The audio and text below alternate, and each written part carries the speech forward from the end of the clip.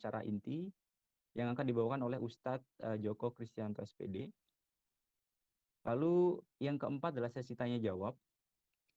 Dan yang kelima doa dan penutup. Dan yang terakhir nanti insya Allah kita akan foto bersama. Lalu demikianlah susunan acara kajian Pranika malam hari ini. Dan sebelum kita masuk ke acara sesi selanjutnya, mari kita buka acara pada malam hari ini dengan membaca basmalah bersama-sama. Bismillahirrahmanirrahim. Baik, dan mungkin langsung saja kita dengarkan pembacaan ayat suci Al-Quran. Nah, ya acara kedua pada malam hari ini yang akan dibacakan oleh Saudara Arya Fadil Fajrianto. Waktu dan tempat dipersilahkan.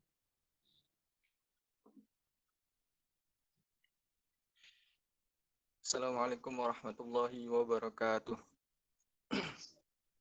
Waalaikumsalam warahmatullahi wabarakatuh. A'udzu billahi minasy syaithanir rajim. Bismillahirrahmanirrahim. Ya ayyuhan nas taqu rabbakumul ladzi khalaqakum min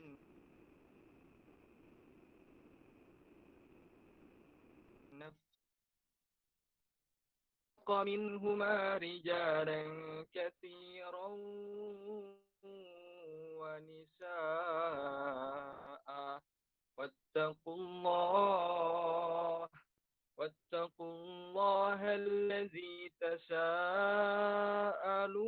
به والأرحام إن الله كان عليكم رقيبا وآتوا اليتامى أموالهم ولا تتبدلوا الخبيث بالطيب ولا تأكلوا أموالهم إلى أموالكم إنه كان حوبا كبيرا وإن خفتم ألا تقسطوا في اليتامى فانكحوا ما طاب لكم من النساء مثنى وثلاث ورباع فإن خفتم ألا تعدلوا فواحدة أو ما ملكت أيمانكم ذلك أدنى ألا تكونون وآتوا النساء صدقاتهن نحلة فإن طبن لكم عن شيء منه نفسا فكلوه هنيئا مريئا ولا تؤتها أموالكم التي جعل الله لكم قياما وارزقوهم فيها واكسوهم وقولوا لهم قولا معروفا صدق الله العظيم. Assalamualaikum warahmatullahi wabarakatuh. Waalaikumsalam warahmatullahi wabarakatuh. Terima kasih kepada Saudara Arya Fadil Fajrianto yang telah membacakan ayat suci Al-Quran. Semoga Allah senantiasa memberikan pahala yang berlimpah kepada kita semua dan juga keberkahan pada acara malam hari ini. Baik, sebelum kita memasuki acara yang ketiga atau acara inti, itu adalah materi. Mungkin sedikit kita reminder ya bagaimana kemarin di sesi yang pertama gitu ya, materi yang sudah disampaikan. Kalaupun diingat-ingat kemarin apa yang sudah disampaikan, nanti bisa diteruskan ya dengan materi pada malam hari ini gitu, dimana memang ada sedikit perubahan ya untuk tema pembahasan dengan tema bagaimana di malam hari ini tuh nanti lebih banyak membahas mengenai proses menuju pernikahan itu sendiri ya, seputar proses ta'aruf, khitbah gitu ya, nanti dan lain sebagainya. Nah itu yang seperti apa sih proses ta'aruf yang benar dan sebagainya, itu nanti Semoga teman-teman bisa menyimak dan mungkin kalaupun ada yang ingin mencatat, ya insya Allah teman-teman bisa mencatat itu ya, mencatat ilmunya kayak gitu. Karena kalaupun ilmu tidak dicatat itu insya Allah juga eh, akan hilang gitu ya. Kalau bisa teman-teman bisa mencatatnya juga gitu sebagai persiapan yang benar-benar matang. Baik, tidak terlalu lama ya dari saya kayak gitu. Jadi mungkin langsung saja tanpa mengurangi rasa hormat saya kepada Ustadz Joko, untuk materi kelas pranikah kepada Ustadz Joko Kristianto, waktu dan tempatnya dipersilakan. Monggo Ustadz. Baik, bisa ditampilkan slide-nya.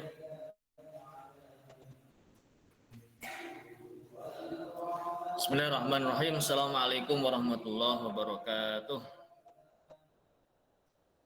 Waalaikumsalam warahmatullahi wabarakatuh. Waalaikumsalam warahmatullahi wabarakatuh. Alhamdulillah alladzi arsala rasulahu bil huda wa dinil haqq liyudhhirahu 'ala dini kullih wa kafa billahi syahida. Asyhadu an la ilaha illallah wahdahu la syarikalah wa asyhadu anna Muhammadan abduhu wa rasuluhu la nabiyya ba'dah. Allahumma shalli wa sallim wa barik ala sayyidina Muhammadin wa ala alihi wa ashabihi wa mawalah, amma ba'd. Rabbi shrah li sadri wa yassir li amri wa hlul 'uqdatam min lisani yafqahu qawli. Allahumma anfa'na bima 'allamtana wa 'allimna ma yanfa'una wa zidna ilma. Qala ta'ala fi kitabil karim, a'udzu billahi minasyaitonir rajim. Bismillahirrahmanirrahim. Ya ayyuhalladzina amanu taqullaha haqqa tuqatih wa la tamutunna illa wa antum muslimun.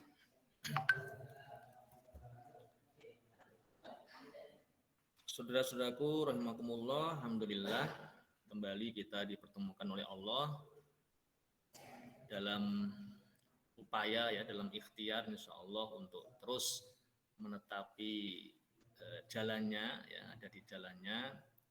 Mari kita awali dengan terus bersyukur pada Allah dengan syukur yang banyak, karena hingga detik ini Allah telah melimpahkan banyak sekali kenikmatan, terutama nikmat iman Islam, nikmat panjang umur ya, kesempatan yang masih diberikan, juga nikmat kesehatan insyaallah, sehingga kita bisa kembali dipertemukan, kembali melanjutkan pembelajaran kita ya, belajar kita di kuliah pranikah.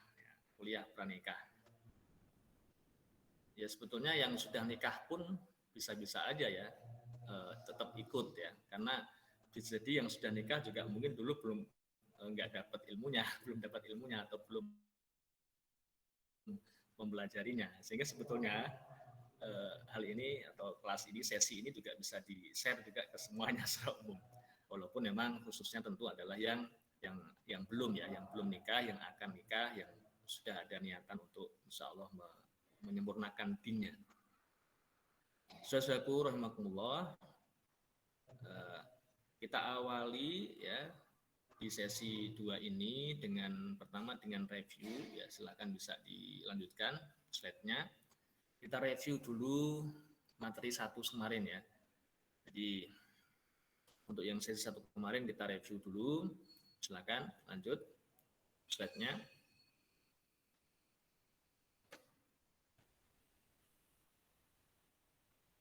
Ada banyak tujuan nikah ya yang kemarin sudah kita bahas ya. Manfaat, tujuan, alasan itu ada banyak sekali. Nah, di awal sesi 2 ini saya coba untuk meringkas sebagai review ya, biar nyambung antara sesi 1 kemarin kemudian dengan sesi ini ya. Itu. Bisa dilihat juga di slide ya yang ditampilkan oleh panitia ya. Jadi tujuan menikah itu ada banyak sekali tujuan menikah. Secara garis besar sebetulnya bisa saya simpulkan dengan dua ya. Jadi sebetulnya adalah dengan 2 hal. Yang ini inline, ini terkait dengan esensi atau tujuan diciptakannya kita oleh Allah. Yaitu yang pertama adalah kita diciptakan tidak lain untuk beribadah. Wa ma khalaqtul jinna wal insa illa liya'budun. Sehingga nikah itu bagian dari ibadah ya, bagian dari amal, dari kegiatan yang memang ya itu bentuk itu bisa menjadi bagian dari Allah. Nah, gitu yang pertama. Jadi yang manakala memang kita dari awal ya kita niatnya, kemudian prosesnya, kemudian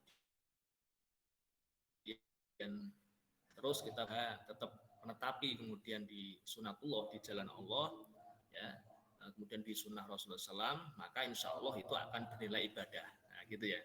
Itu. Nah, kemudian yang kedua itu adalah esensi penciptaan kita yang kedua adalah diantaranya adalah kita sebagai khalifatul fil ard ya, sebagai khalifah fil ard atau pengelola bumi. Selain kita bisa bermanfaat yang lain untuk makhluk Allah yang lain maupun untuk sama manusia.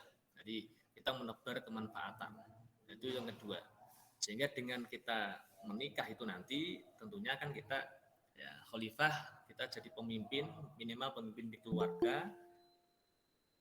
Terus kita juga bisa memberikan manfaat paling tidak juga buat keluarga kita, buat pasangan, buat anak keturunan kita, ya. Terus buat keluarga besar ya kan, nanti ada mertua ya, dan seterusnya. Itu kan kemudian keluarga besar yang kita bisa memberikan kemanfaatan tentunya kepada mereka. Ya. Karena kita interaksi lebih banyak nanti dengan mereka setelah ada terbentuk keluarga itu. Nah, itu dirangkum. Nah, secara rinci sebagai juga mereview mengulang yang kemarin ya, dengan nikah itu menjadi sarana kita untuk mengelola syahwat kita ya, mengelola hawa nafsu kita yang diantaranya memang hawa nafsu kita itu punya sifat ya, sifat yang diantaranya di surah Yusuf itu innan nafsa la'amaratun bisu ya misalkan ya. Jadi ada nafsu itu yang dia sifatnya amaratun bisu, memerintahkan kepada keburukan. Nah, termasuk gejolak syahwat itu. Nah, maka nikah itulah sarana untuk peredamnya ya, peredamnya. Ya, yang halal ya, yang halal. Jadi peredam gejolak nafsu yang itu memang secara kalau kemarin kita bahasakan dengan secara alamiah dan fitrah itu ya, itu adalah memang ya semua manusia memiliki gitu, semua manusia ada. Ya, kalaupun ada yang barangkali tidak ada atau nggak punya syahwat dan seterusnya misalkan atau lemah syahwat dan seterusnya itu saya kira adalah dengan jumlah yang tidak banyak ya. Jadi pengecualian yang itu jumlahnya tidak banyak. Nah, kan gitu ya. Sehingga sekali lagi bahwa nikah bisa menjadi sarana untuk ya mengelola hawa nafsu atau syahwat itu.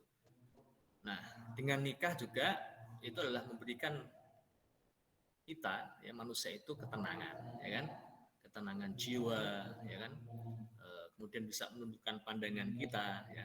Sebelum nikah barangkali kalau melihat lawan jenis itu wah ada dorongan untuk kemudian lah macam-macam lah gitu ya, ya pikirannya yang tidak dan seterusnya. Nah setelah menikah itu bisa terkelola ya, bisa terkelola. Nah, itu diantaranya. Nah, secara khusus untuk seorang wanita itu dengan dia menikah ya di slide berikutnya, maka wanita akan merasakan kenyamanan, ketenangan, psikologi, ya, bahkan biologis juga. Di kebutuhannya psikologis maupun biologisnya itu terpenuhi gitu. Itu dengan jalan menikah. Ya. Dan juga Allah mengaruniakan dirinya itu ya ketenangan pikiran, ya, karena posisinya sebagai seorang istri melaksanakan kemudian kewajiban rumah tangganya, ya itu. Di slide berikutnya, silakan dilanjutkan. Nah, kemudian juga untuk khusus seorang pria, ya, maka bedanya antara yang sudah menikah dengan yang belum, nah ini bisa antum nanti bandingkan ya, kondisi antum sekarang dengan kondisi besok ketika menikah. Sebelum menikah, itu seseorang pria ketika pulang ke rumah, maka istilahnya apa ya, ya kayak lontang-lantung gitu. nggak ada yang menyambut ya kan.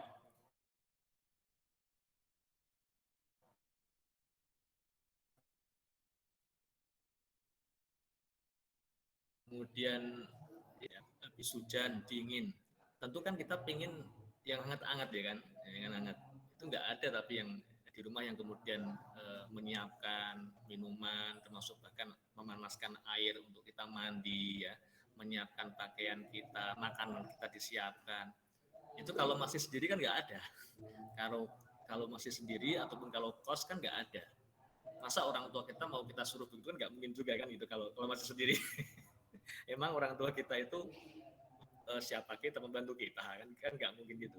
Nah, beda hal ketika sudah menikah. Jadi seorang suami ketika di luar ya, itu dia juga bisa fokus, dia bisa fokus pada pekerjaannya, pada karyanya, pada kemanfaatan yang dia bisa berikan pada alam semesta ketika di luar rumah tanpa istilahnya pusing memikirkan kebutuhan dasar makan minum di rumah dan seterusnya karena sudah ada yang menyiapkan gitu loh.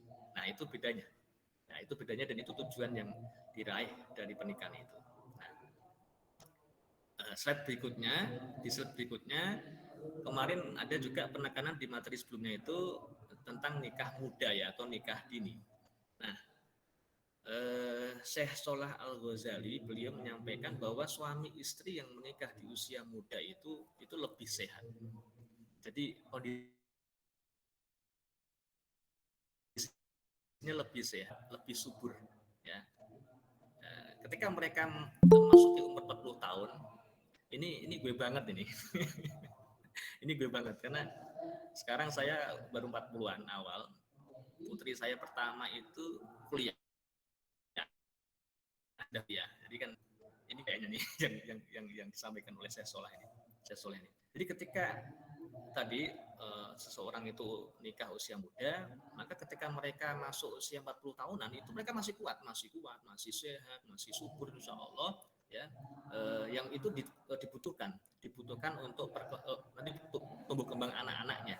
Ya. Karena anak-anak kita itu kalau tumbuh kembang itu butuh perhatian, butuh pendampingan ya yang maksimal itu. Kalau enggak, nah, yang itu bisa dilakukan ketika memang tadi termasuk juga tentang usia yang tidak jauh antara orang tua dengan anak itu efektif untuk pendidikan.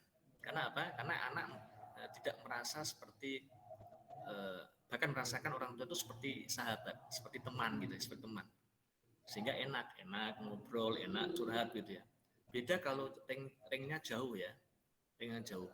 Kayak kakek sama cucunya gitu. Itu sudah beda lagi gitu. Cara pola interaksi dan ini sudah beda lagi. Nah, itu.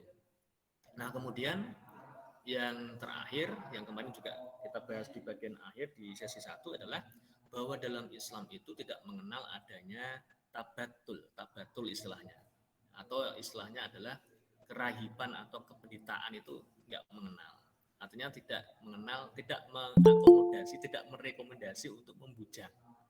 Jadi membujang no way, istilahnya gitu. Itu kalau di Islam begitu. Jadi makanya memang benar-benar kita didorong untuk melakukan pernikahan. Nah, terakhir untuk review materi, saya kutipkan satu hadis yang ini kemarin belum saya sampaikan.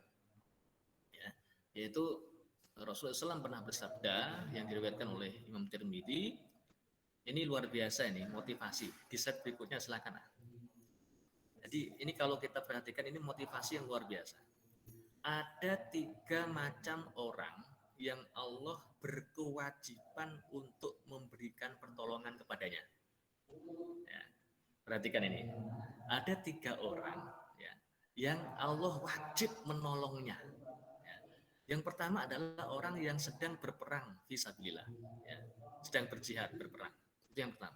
Yang kedua adalah seorang hamba sahaya atau budak yang ingin memerdekakan dirinya, yang berikhtiar memerdekakan dirinya. Itu yang kedua. Sedangkan yang ketiga adalah orang yang menikah dengan tujuan untuk memelihara kesucian dirinya. Ya, hadis riwayat Tirmidzi. Ini juga kayaknya gue banget. Ya, jujur memang di antara dulu alasan saya nikah dini ya, jadi begitu lulus kuliah usia 22 saat itu saya langsung memutuskan itu belum kerja yang punya penghasilan tetap waktu itu. Tapi saya memilih kemudian pekerjaan pertama saya adalah menikah gitu. itu ya karena ini diantaranya karena emang untuk menjaga ya kesucian diri kita, untuk menjaga diri kita tadi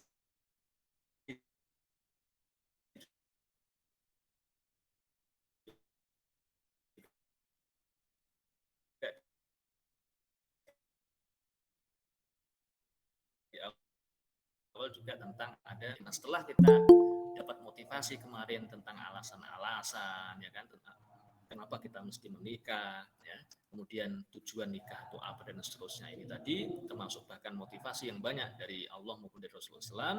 Maka kita lanjutkan sekarang, bagaimana kalau kita kemudian sudah menetapkan Bismillah aku mau nikah, nah, gitu. Nah, bagaimana langkah-langkahnya, kan gitu ya? Bagaimana kita kemudian harusnya melangkah? Baik, silakan lanjut. Kita harus pahami dulu yang pertama ada tentang hukum nikah, ya. Ada tentang hukum nikah, ada beberapa, kurang lebih ada 4 lah ya, ada 4. Ya, ini sebenarnya kalau secara hukum kan fikih itu kan memang ada 4, 5, sekitar 4 sekitar 5 ya. Yang kita kenal ada mubah, ada wajib, ya, ada sunnah, ada makruh, ada haram, itu kan 5 itu kan intinya. Nah, ini di tetap nikah ini saya munculkan ada 4 kewajiban. Nah, yang pertama, jika ada seorang pria yang sudah mampu, ya, dia punya kemampuan. Nah, kemampuan itu, ya, teman-teman ya, kalau kita bahas, itu paling ada yang bahas itu ya, ulama yang bahas itu sampai yang paling minimal itu mampunya itu adalah apa ya istilahnya ya? Istilahnya mampu untuk memberikan nafkah lah gitu ya, nafkah batin, minimal nafkah batin bahkan, ya, nafkah batin. Jadi nafkah untuk lahirnya fisik itu tidak menjadi ukuran yang kemudian ditetapkan tuh enggak. Ya, karena kan kalau bicara tentang materi, tentang fisik itu kan relatif banget gitu ya, relatif sekali. Tapi kalau batin itu kebutuhan yang memang harus dipenuhi. Kalau enggak terjadi masalah. Tadi di awal juga kan di review tadi ada misalkan akan ada kekacauan kalau tidak istilahnya terpenuhi, ya kan, kebutuhan batinnya itu akan kacau, akan galau, ya kan, kalau pikiran gitu istilahnya akan kacau, akan galau kan begitu. Nah, seorang pria yang sudah mampu terus kemudian dia khawatir terjadi ya yang tidak atau bahaya pada dirinya dan agamanya, ya, karena dia masih bujang, maka ya ia tidak bisa menghindar dari bahaya itu kecuali dengan menikah. Tidak diperselisihkan lagi oleh para ulama bahwa ia wajib menikah, ya, jadi ini tolong diperhatikan. Kalau antum misalkan ya laki-laki, wahai laki-laki yang putra, antum sudah mampu, gampangannya lah ya, antum sudah bekerja, antum sudah punya penghasilan, ya kan, punya penghasilan. Kemudian hawa nafsu antum bergejolak, antum sudah secara biologis sudah ada kebutuhan, keinginan. Nah, yang ini kalau tidak diselesaikan, ya, ini membawa mudorot. Ini ada mudorot, ada bahayanya. Bahayanya apa? Antum bisa terjerumus kepada yang diharamkan, ya kan? Antum bisa terjerumus kepada perzinahan dan seterusnya. Yang kemarin juga di sesi 1 kita banyak bahas, ternyata perzinahan itu dari masa ke masa, dari zaman dulu itu adalah memang dikutuk, hal yang dilaknat, hal yang dikutuk, hal yang dibenci, hal yang luar biasa. Perzinahan, perselisihan, perselingkuhan maksud saya ya, itu hal yang luar biasa ya, hukumannya mati bahkan, ya, kan itu. Nah ini perlu diperhatikan. Jadi kata Imam Al-Qurtubi begitu. Jadi kalau ada kondisi tadi seorang pria yang begitu tadi, dia punya kemampuan dan ada dorongan memang dan bahaya kalau nggak diselesaikan, maka wajib menikah. Ayo ya, wajib menikah. Ini tolong diperhatikan. Jadi ketika kita sampai bahas hukum ini, maka ini sekaligus antum segera nanti antum harus tahu posisi antum gitu. Oh, saya berarti posisinya apa ini? Kalau udah wajib berarti segera. Ya. Kalau udah wajib berarti segeralah melangkah. Tapi kalau misalkan nanti masih bisa ditahan, nah ini yang berikutnya kita lebih detail adalah yang poin kedua ya. Di poin kedua itu kan ada muncul bahkan di situ ada empat hukum sekaligus ya. Nikah wajib bagi orang yang tidak bisa atau sudah kesulitan untuk menghindari zina.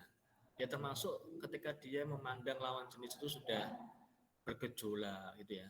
Itu sudah bagian, itu tanda-tanda ya.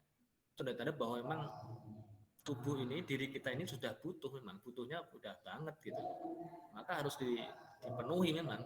Nah, jalan pemenuhan yang halal adalah nikah gitu kan. Bukan yang lain-lain loh ya, jangan yang lain-lain.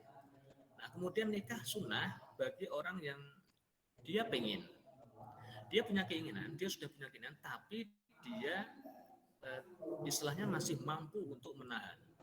Ya mungkin ini biasanya mungkin dia rajin puasa sunnah ya, Senin Kemis, bahkan mungkin Daud, atau biasanya orang-orang yang memang dia fokus pada karir, ya, ke pekerjaan itu dia, walaupun kalau mengacu ke materi sesi 1 kemarin kan ya, itu ada rambu-rambu.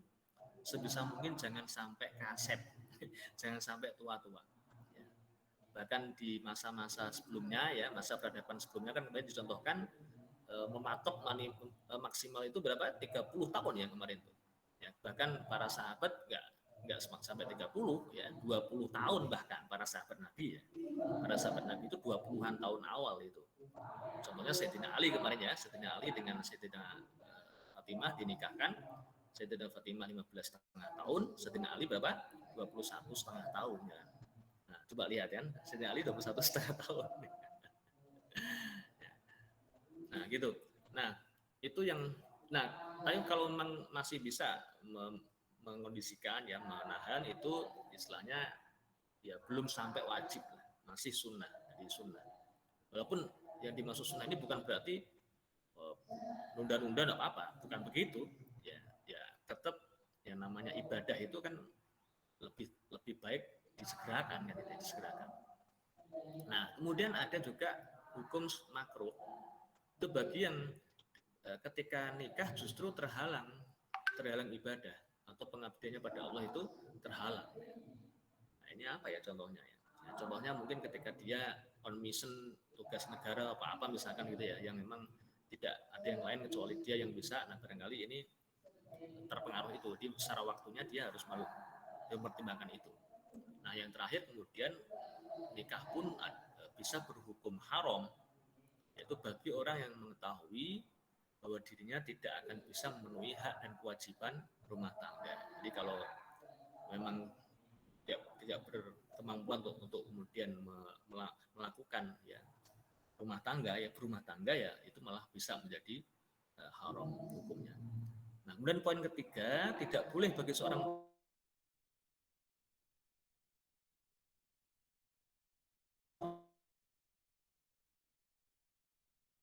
yang menikahinya itu seperti misalkan seorang pria yang ingin menikahi wanita yang dalam masa iddah. Nah, maka wanita tadi harus menyelesaikan masa iddahnya dulu. Nah, itu berarti ketika dia masih masuk masa iddah berarti masih haram dinikahi. Nah, maka harus ditunggu sampai selesai masa iddah baru nanti ya, bisa dinikahi kan gitu. Nah, itu haram yang sementara. Nah, sedangkan haram yang sifatnya tetap seperti apa? Ya misalkan adalah menikahi mahram itu. Ya. Jadi orang-orang yang memang diharamkan dinikahi itu selamanya nggak boleh dinikahi. Contohnya misalkan ya mahram kita misalkan mulai dari kalau ke atas itu orang tua ya, ayah ibu kandung ya, atau kemudian saudara kandung, nah itu kan nggak boleh. Jadi kemudian anak kandung itu kan nggak boleh dinikahi. Nah, itu seperti itu adalah permanen, itu selamanya haram, tidak boleh. Termasuk juga banyak di kitab-kitab tentang fikih tentang nikah ini, ya termasuk tentang nanti ada dengan orang musyrik, dengan orang kafir, dengan penyembah patung, dengan orang ateis, itu termasuk juga diharamkan seorang muslim itu menikahi mereka. Nah itu, kita lanjutkan. Sekarang poin berikutnya, slide berikutnya adalah tentang syarat sahnya sebuah pernikahan.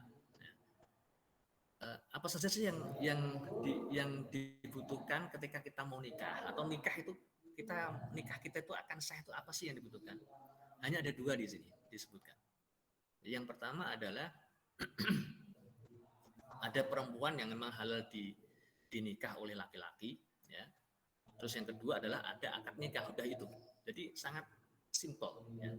Sangat simpel, tidak butuh banyak syarat, tidak butuh banyak syarat, simpel sekali. Ya, ada calonnya yang memang halal, itu halal itu dinikahi ya, tidak haram, halal dinikahi. Kemudian ada akad nikah, itu selesai.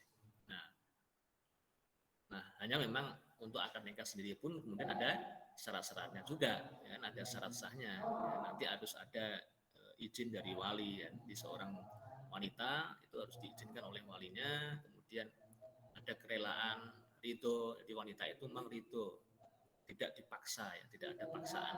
Ya, memang dengan kemauan sendiri. Nah, kemudian yang ketiga adalah ada 2 orang saksi ya, yang biasanya dipilih dari putri dan putra ya. Dan satu-satu yang saksi ini punya istilahnya punya kriteria, punya karakter, dia itu bisa adil dan tidak fasik gitu. Nah, kemudian yang keempat ada lafadz ijab qabul. Nanti di bawah insya Allah akan ada lebih detail tentang akad nikah atau keterangan tentang ini ya. Oke, kita lanjutkan sekarang. Nah, jadi yang pertama tadi kan kalau mau nikah kan ada pasangannya ya kan. Nah, sekarang kita lihat bagaimana nih cara kemudian memilih pasangan. Ayo lanjutkan slide-nya. Ya, bagaimana kita kemudian memilih pasangan. Di sini saya bahasakan memilih karena seperti yang di sesi 1 kemarin kita sudah pelajari bahwa Allah itu sudah siapkan semua makhluknya itu pasangan ya kan. Jadi Allah ciptakan semua makhluknya itu berpasang-pasangan termasuk kita manusia. Jadi kita tuh jodohnya sudah ada. Ya, makanya tidak usah bingung-bingung nyari-nyari lagi, tinggal milih gitu kan, tinggal milih kan. Nah, antum misalkan yang laki-laki, antum kan juga sudah berinteraksi, sudah hidup sekian lama. Kalau antum misalkan sekarang 20 tahun, antum udah 20 tahun hidup, antum udah berinteraksi dengan banyak wanita kan berarti, ya kan? Nah itu kan juga bisa menjadi salah satu calon kan gitu berarti, kan gitu ya. Sehingga kan tinggal milih, makanya biasanya adalah memilih. Ya. Itu slide-nya dilanjutkan itu. Ya. Nah, bagaimana kemudian panduan dalam memilih pasangan ini? Ya. Nah, untuk seorang pria ketika memilih calon istrinya, ya, ada Nabi katakan diantaranya ada 4 kriteria. Ya. Ada 4 kriteria. Tungkahul mar'ah li arba. Ya. Jadi wanita itu dinikahi karena 4 hal. Hadis ini sudah masyhur ya. Saya yakin antum juga sudah pernah mendengar lah, bahkan ada yang mungkin sudah hafal kali ya. Jadi dinikahi wanita itu tungkahul mar'ah li arba. Itu karena 4 hal. Apa saja itu? Pertama 5 liha. Karena hartanya. Jadi laki-laki bisa memilih seorang perempuan untuk dijadikan istrinya karena melihat hartanya. Wali hasabiha. Yang kedua adalah karena nasabnya, keturunannya, kedudukannya. Nah, cara wong Jawa ki ana istilah ana bibit, bebet, bobot, ya kan? Bibit, bebet, bobot. Nah, ini kalau secara Islam 4 ini ya, ini lebih lengkap ya, lebih detail malahan.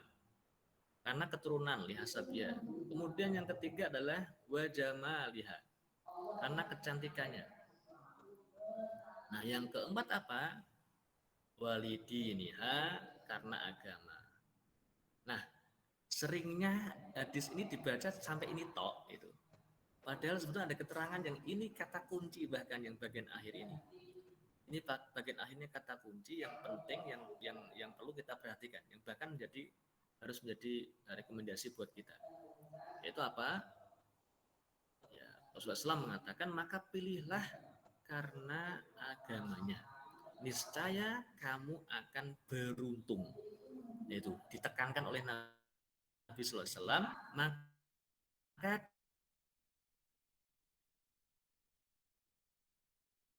dari 4 tadi agamanya, karena dengan itu niscaya kamu akan beruntung. Nah, ini adalah kata Rasulullah SAW. Ya, ini kata yang istilahnya ampuh ya, ampuh.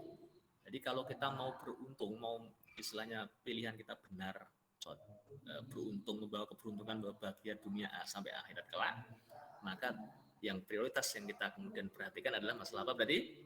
Masalah agama. Ya. Pesan hadis ini adalah jangan menikahi seorang karena wajahnya saja, keturunan saja, atau karena hartanya saja. Namun carilah pertama adalah karena agamanya. Dan menerapkan agama itu tentunya dalam kehidupan sehari-hari. Nah, di slide berikutnya lebih detail. Ada semacam rambu-rambu dalam memilih. Ya. Jadi Rasulullah SAW dalam sebuah hadis beliau mengatakan bersabda, hadis yang diriwayatkan Imam Tabrani ya, di slide berikutnya silakan. Barang siapa menikahi wanita karena memandang karena kedudukan, karena nasab tadi, kedudukan misalkan dia anaknya pejabat gitu misalkan ya, atau ya kalau di kampung ya anaknya lurah gitu ya, atau yang memang punya kedudukan lah gitu ya, priai gitu misalkan.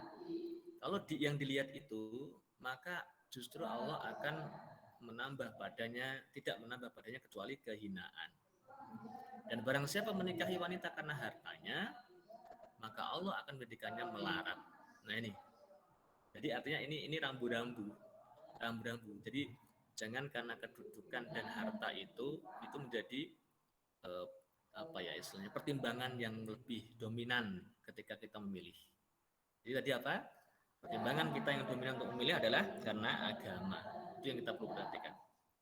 Nah, kemudian bagaimana sekarang seorang wanita dalam menentukan pilihan kepada laki-laki atau menjatuhkan kemudian pilihannya kepada laki-laki. Nah, ini di bab berikutnya itu dari Abu Hatim Al-Muzani radhiyallahu anhu, Rasulullah SAW bersabda,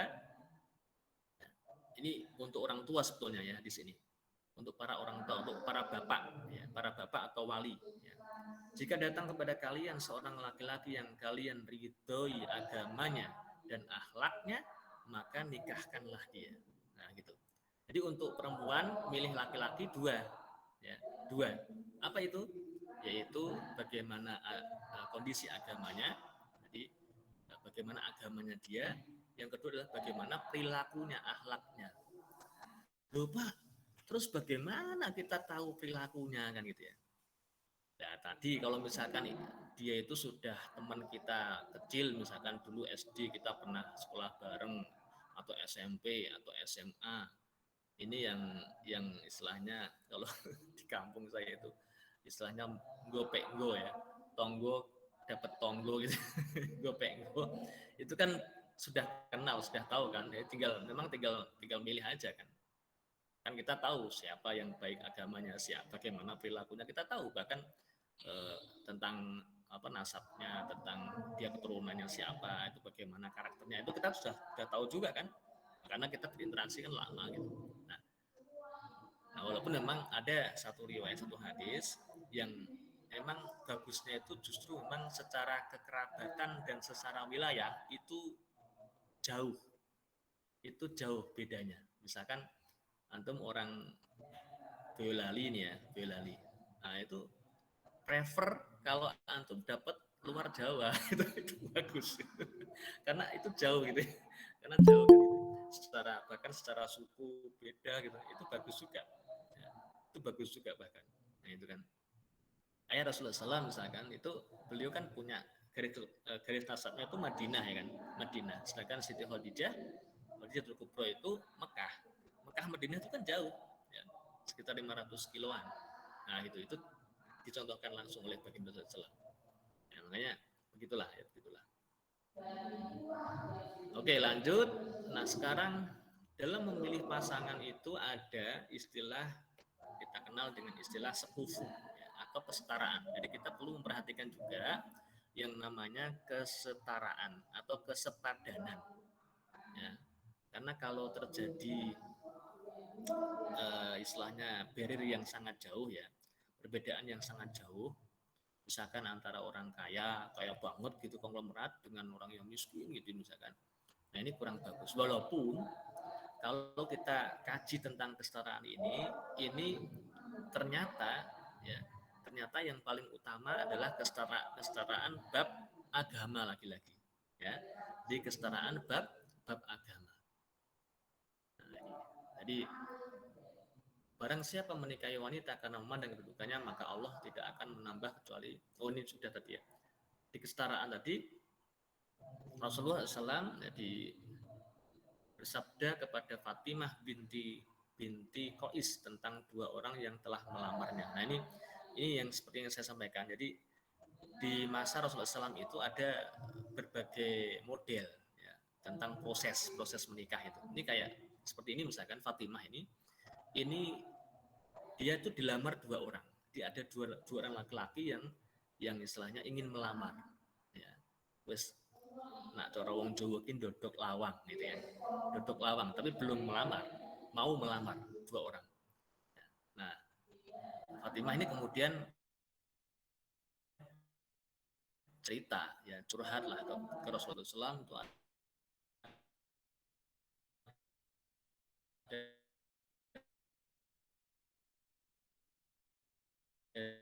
ada dua Islam.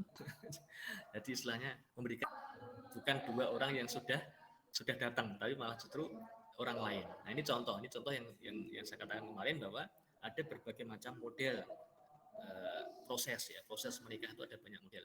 Nah, sehingga memang ya ini jadi ada kemudian diberikan alternatif yang akhirnya kemudian Fatimah mengikuti ya karena imannya karena pahamnya gitu. Karena juga yang Rasulullah SAW ungkapkan adalah memang bab agama. Karena 2 orang yang datang tadi ada namanya Abu Jaham, itu dia dikenal kasar, suka main pukul ya. Nah, bahasa sekarang suka KDRT lah gitu ya, sering mungkin pernah tertangkap atau istilahnya ada yang mengetahui pernah melakukan KDRT gitu kan. Nah itu. Sedangkan Muawiyah itu tidak berharta. Jadi ada Abu Jaham, ada Muawiyah, ini 2 orang yang ingin melamar, yang sudah datang, yang sudah dodok lawang tadi. Nah maka Rasulullah SAW merekomendasikan Usamah, ya Usamah orang ketiga. Kenapa? Karena Usamah itu baik agamanya, jadi orangnya baik. Jadi karena agama tadi. Nah itu tentang sekufu atau kesetaraan. Jadi yang dimaksud sekufu kesetaraan yang paling utama itu adalah bab agama. Ya, bab agama. Di Quran banyak Allah juga memasangkan begitu. Jadi orang mukminnya dengan mukminat, muslim dengan muslimat. Ya, maka orang kafir juga orang kafir. Nah, kayak itulah ya. Itu banyak kemudian dicontohkan orang fasik dengan orang fasik. Ya, kemudian pezina dengan pezina juga. Jadi begitu. Memang pasangan tuh begitu. Yang ideal. Jadi sekufunya di situ. Di sekufunya itu bab agama. Bab keagamaan, bukan materi. Ya, walaupun ada yang kemudian mengakomodir sampai ke urusan tadi misalkan materi atau harta itu juga ada. Namun itu tidak banyak. Artinya yang utama itu tetap adalah dalam hal agama. Atau bahasa saya di sesi 1 kemarin itu adalah sebuah pernikahan itu terjadi itu sebetulnya adalah bersatunya visi. Ya, sebuah visi, bukan ketemunya fisik ya, tapi bersatunya visi. Nah visi ini ya iman, keimanan, sama-sama ingin ke surga ya, sama-sama ingin nanti kemudian ujungnya adalah surga jannah. Nah itu kan ketika sama begitu maka ketemu, maka akan jalan, akan mudah, akan memang enak nanti. Tapi kalau yang satu kemudian pikirannya adalah akhirat, yang satu dunia terus gitu, nggak akan ketemu. Ya nanti mungkin tidak berumur lama ya, paling seumur jagung ya.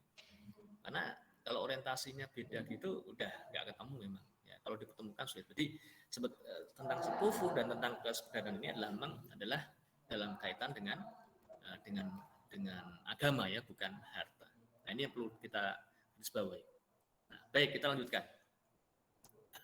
Proses berikutnya, Pak, setelah saya kemudian menentukan pilihan, saya sudah milih-milih nih ya, dari dulu teman saya ataupun ada yang ngasih rekomendasi ada seterusnya, dan saya lihat-lihat ya.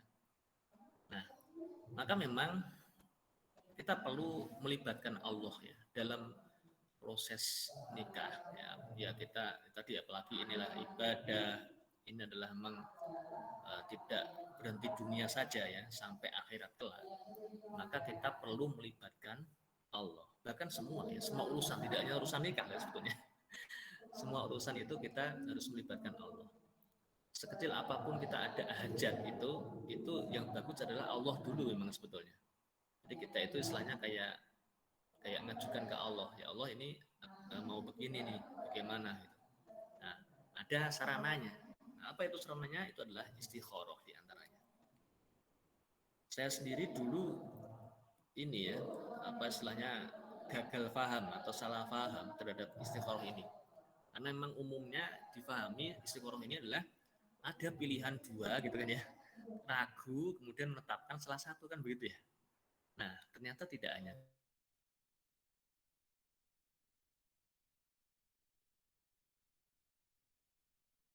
itu, kita itu melibatkan Allah dari awal, dari proses awal. Rasulullah SAW mengajari sholat istikharah itu adalah untuk semua urusan, semua perkara yang dihadapi. Ya, beliau berkata, jika salah seorang di antara kalian berniat dalam satu urusan, misalkan mau nikah tadi, maka lakukan 2 rakaat sholat sunnah mutlak, bukan sholat wajib, kemudian berdoa. Di Sahih riwayat Imam Bukhari. Ya. Jadi semua urusan sebetulnya, tidak hanya bab nikah toh. Nah, mobil khusus yang karena kita urusannya ini adalah tentang nikah, ya berarti sama juga. Jadi makanya ketika antum mau nikah itu lakukan istikharah. Ya, lakukan istikharah. Apakah memang ini sudah tepat ya, saat yang tepat gitu untuk kita kemudian melangkah untuk menikah. Tapi kalau memang kita itu tadi sudah wajib, ya kita harus melangkah. Walaupun tetap juga bagusnya tetap istikharah. Jadi gitu ya. Jadi istikharah sekali lagi bukan hanya ketika ada keraguan terus untuk memilih, bukan. Justru ketika misalkan ya kita sudah menetapkan, oke saya melangkah. Kemudian bahkan sudah punya pilihan-pilihan, sudah punya kriteria-kriteria dan sudah mulai memilih-milih. Nah, maka istikharah itu bisa juga dilakukan ketika sudah mantap juga bisa. Tetap juga kita istikharah. Kita kemudian punya kecenderungan, wah kayaknya sama ukhti itu kayaknya pas ya, gitu misalkan itu ya. Dan seterusnya misalkan kita punya pengen. Nah, tetap kita kemudian kita melakukan istikharah. Jadi bukan hanya untuk menetapkan atau memilih dari 2 dan atau lebih kemudian kita pilih, tidak seperti itu. Ya, nah, itu istikharah ya, itu esensi dari istikharah. Intinya kita harus selalu melibatkan Allah. Nah, setelah kita istikharah, jadi segera nanti setelah ini ya. Setelah ini berarti segera istikharah nih. Jadi jangan nanti, jangan ketika baru ada datang calon ataupun ini justru sekarang. Misalkan lagi kemarin misalkan ada yang bertanya kemarin sudah berikhtiar beberapa kali cari jodoh pasangan tapi nggak dapat. Nah, ya, jangan-jangan antum belum istikharah. Nah, makanya istikharah dulu. Ya, nanti segera istikharah dulu, insya Allah ada jalan. Nah, walaupun kita juga perlu pahami, bukan berarti nanti setelah istikharah misalkan ya, Allah ngasih tanda-tanda yang langsung gitu ya, misalkan lewat mimpi atau apa, itu tidak selalu seperti itu, ya, tidak selalu seperti itu. Jadi antara ikhtiar dengan istikharah itu terus, ya, karena istikharah juga bagian dari ikhtiar kan. Jadi inline itu terus aja gitu. Jadi terus kita nanti terus memilih, terus bertanya, terus belajar, terus juga istikharah gitu kan, terus istikharah. Jadi itu yang dilakukan. Nah, setelah itu kemudian kalau kemudian memang sudah mantap dengan ini ya, atau dalam rangka dalam proses untuk memantapkan ada yang namanya ta'aruf dan nadzur ya, di slide berikutnya. Nah, tahap berikutnya setelah kita menetapkan wah kayaknya saya cocok sama ukhti itu atau yang akhwat, berarti ketika didatangi misalkan ya, kemudian ya kayaknya saya kok cocok gitu misalkan gitu, maka ada proses berikutnya namanya ta'aruf dan nadzur. Jadi boleh kita tuh mengenali, hanya ada rambu-rambunya ya, ada rambu-rambunya. Di ta'aruf itu tidak boleh sendirian ya, tidak boleh dilakukan sendirian. Dan luar biasa ihwah ya saudara-saudaraku, teman-teman. Jadi kalau kita perhatikan perkembangan sekarang digital ini luar biasa ngeri ya. Banyak yang medsos ya, sarannya medsos, ketemu di medsos, di Facebook misalkan, kemudian janjian ketemu ya. Kalau seperti itu ya inilah ya, digitalisasi jadi instanisasi kayak gitu. Nah ini memang kita harus lari, harus ukur, harus punya ukuran bagaimana agama kita mengaturnya ya. Nah, tentang ta'aruf ini ada banyak batasan, ada batasannya. Yang pertama yang jelas ta'aruf ini adalah proses tadi untuk sarana untuk memantapkan sebelum kemudian nanti kita melangkah ke jenjang berikutnya khitbah atau meminangnya. Maka kita memang harus mengenali. Jadi kan istilahnya kalau dalam istilah itu tidak boleh beli kucing dalam karung gitu istilahnya ya. Jadi jangan sampai kita itu tidak tahu, belum tahu sama sekali kondisinya, kemudian kita ya aja gitu ya. Ya aja itu nggak boleh.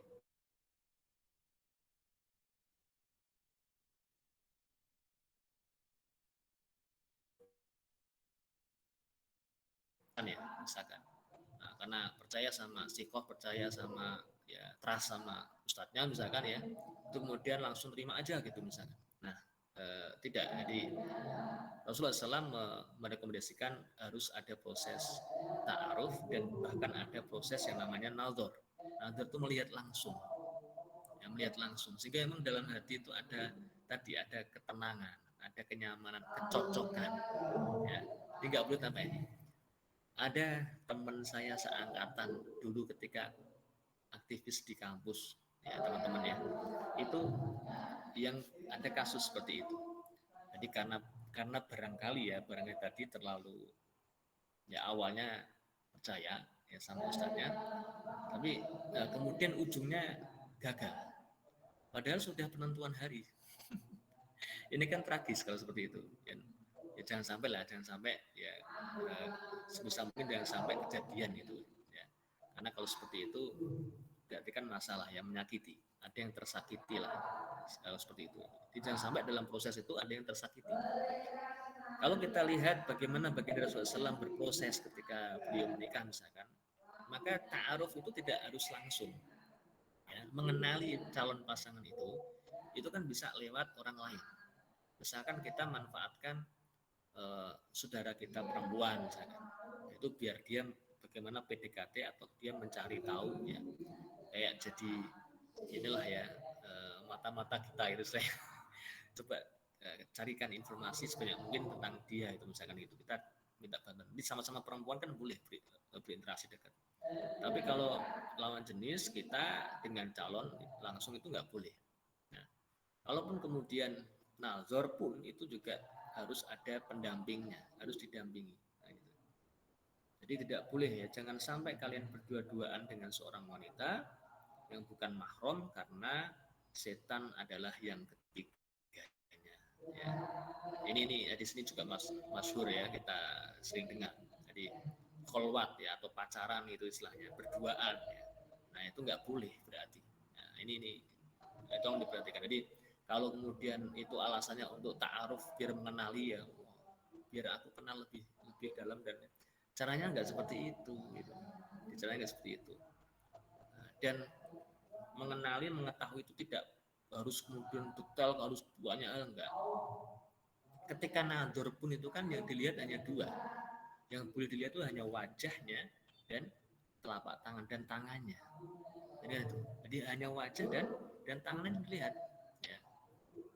Ya, ada riwayat lain yang mengatakan yang lihat kaki tapi istilahnya hanya melihat aja, tidak kemudian kaki terbuka ya bahkan. Karena kalau kita bicara tentang misalkan aurat seorang wanita ya, seorang muslimah itu kan semuanya harus tutup kecuali muka dan tangan kan gitu. Seperti halnya ketika muslimah itu sholat, itu auratnya itu sebenarnya itu yang jaga kan itu.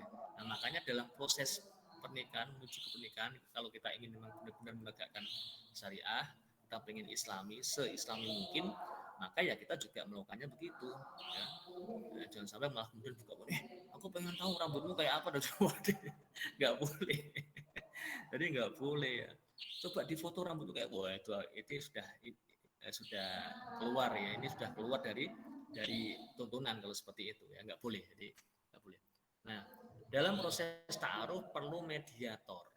Jadi dari Ibnu Abbas ya di set berikutnya, jangan sekali seorang laki-laki berkhulwat dengan seorang perempuan kecuali beserta mahramnya.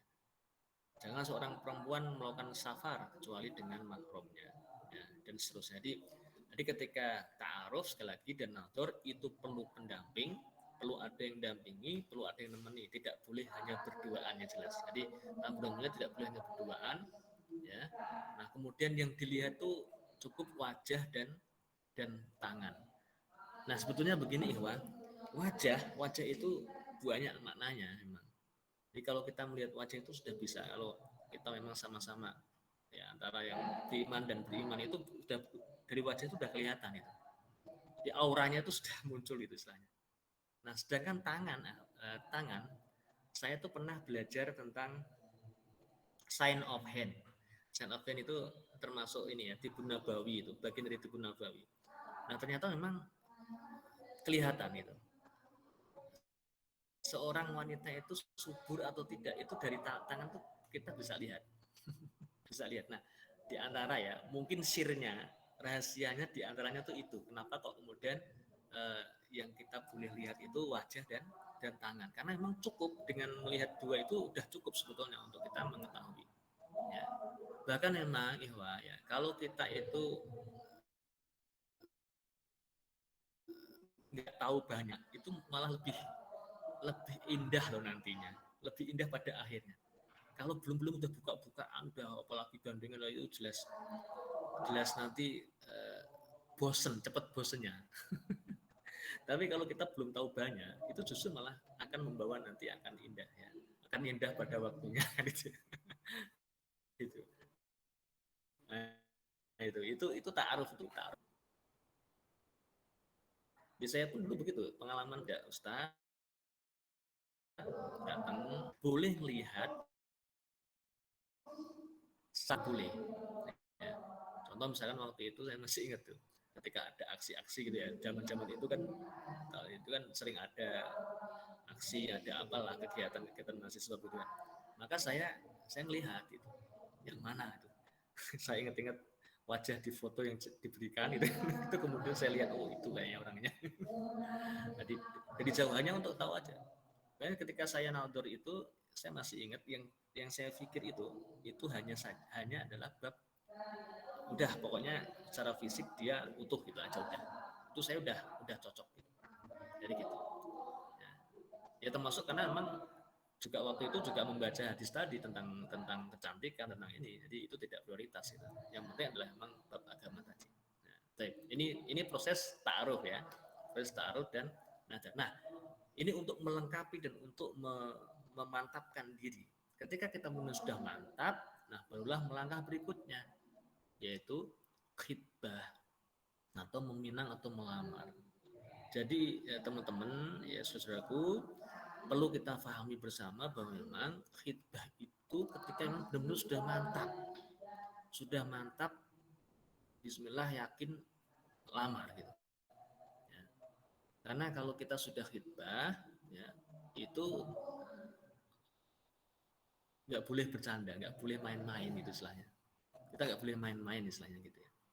Ya kita udah ngelamar, kemudian setelah itu sepihak kemudian memutuskan untuk nggak jadi, itu sebetulnya dihindari, perlu dihindari. Nah itu ya. Jadi hitbah proses hitbah itu adalah kemudian meminang atau melamar. Jadi hitbah, meminang, melamar itu sama, ya sama. Ya. Beda dengan tadi ya duduk lawang ya. Nah, duduk lawang itu kan mungkin untuk mengetahui. Kalau ini memang benar ya, sudah meminang, ya, sudah meminang. Bahkan dengan kalimat yang jelas, saya bermaksud untuk melamar gitu istilahnya. Saya bermaksud untuk menikahi, ya, itu si fulanah. Nah itu begitu. Baik itu secara langsung dia, jadi misalkan seorang pria, misalkan antum yang laki-laki ya, para laki-laki datang, tentunya tadi juga tidak sendirian ya. Nah itu kemudian bisa langsung antum sampaikan atau diwakili oleh orang lain. Misalkan kita biasanya kan bawa sepuh ya, bawa Pak D, bawa siapalah yang kita ajak misalkan untuk melamar tadi, biasanya mereka yang mewakili kan. Ya. Ini anak saya punya keinginan untuk menikahi putri bapak. Nah itu istilahnya seperti itu. Itu kalimat yang kemudian disampaikan. Nah ada rambu-rambu ketika khitbah ini. Jadi khitbah itu belum akad, ya. Belum menjadi kemudian awal sebuah pernikahan, belum pernikahan, ya, bukan pernikahan itu sendiri. Baru sekedar janji akan menikahi, ya itu istilahnya gitu. Jadi istilahnya ikatan, baru ikatan janji aja. Jadi bukan ikatan pernikahan. Ya. Karena pernikahan itu tidak terjadi sampai kemudian ada akad nikah. Gitu. Nah kecuali khitbah langsung kemudian nikah gitu. Nah, ini yang biasanya cepat ya, proses yang kemudian cepat itu biasanya ada beberapa orang yang melakukan seperti itu, di khitbah sekaligus setelah khitbah itu langsung kemudian nikah, itu bagus, cepat. Nah, karena cepat. Kenapa bagus? Karena waktu antara setelah khitbah dengan nikah ini kalau kemudian terlalu panjang itu juga bahaya.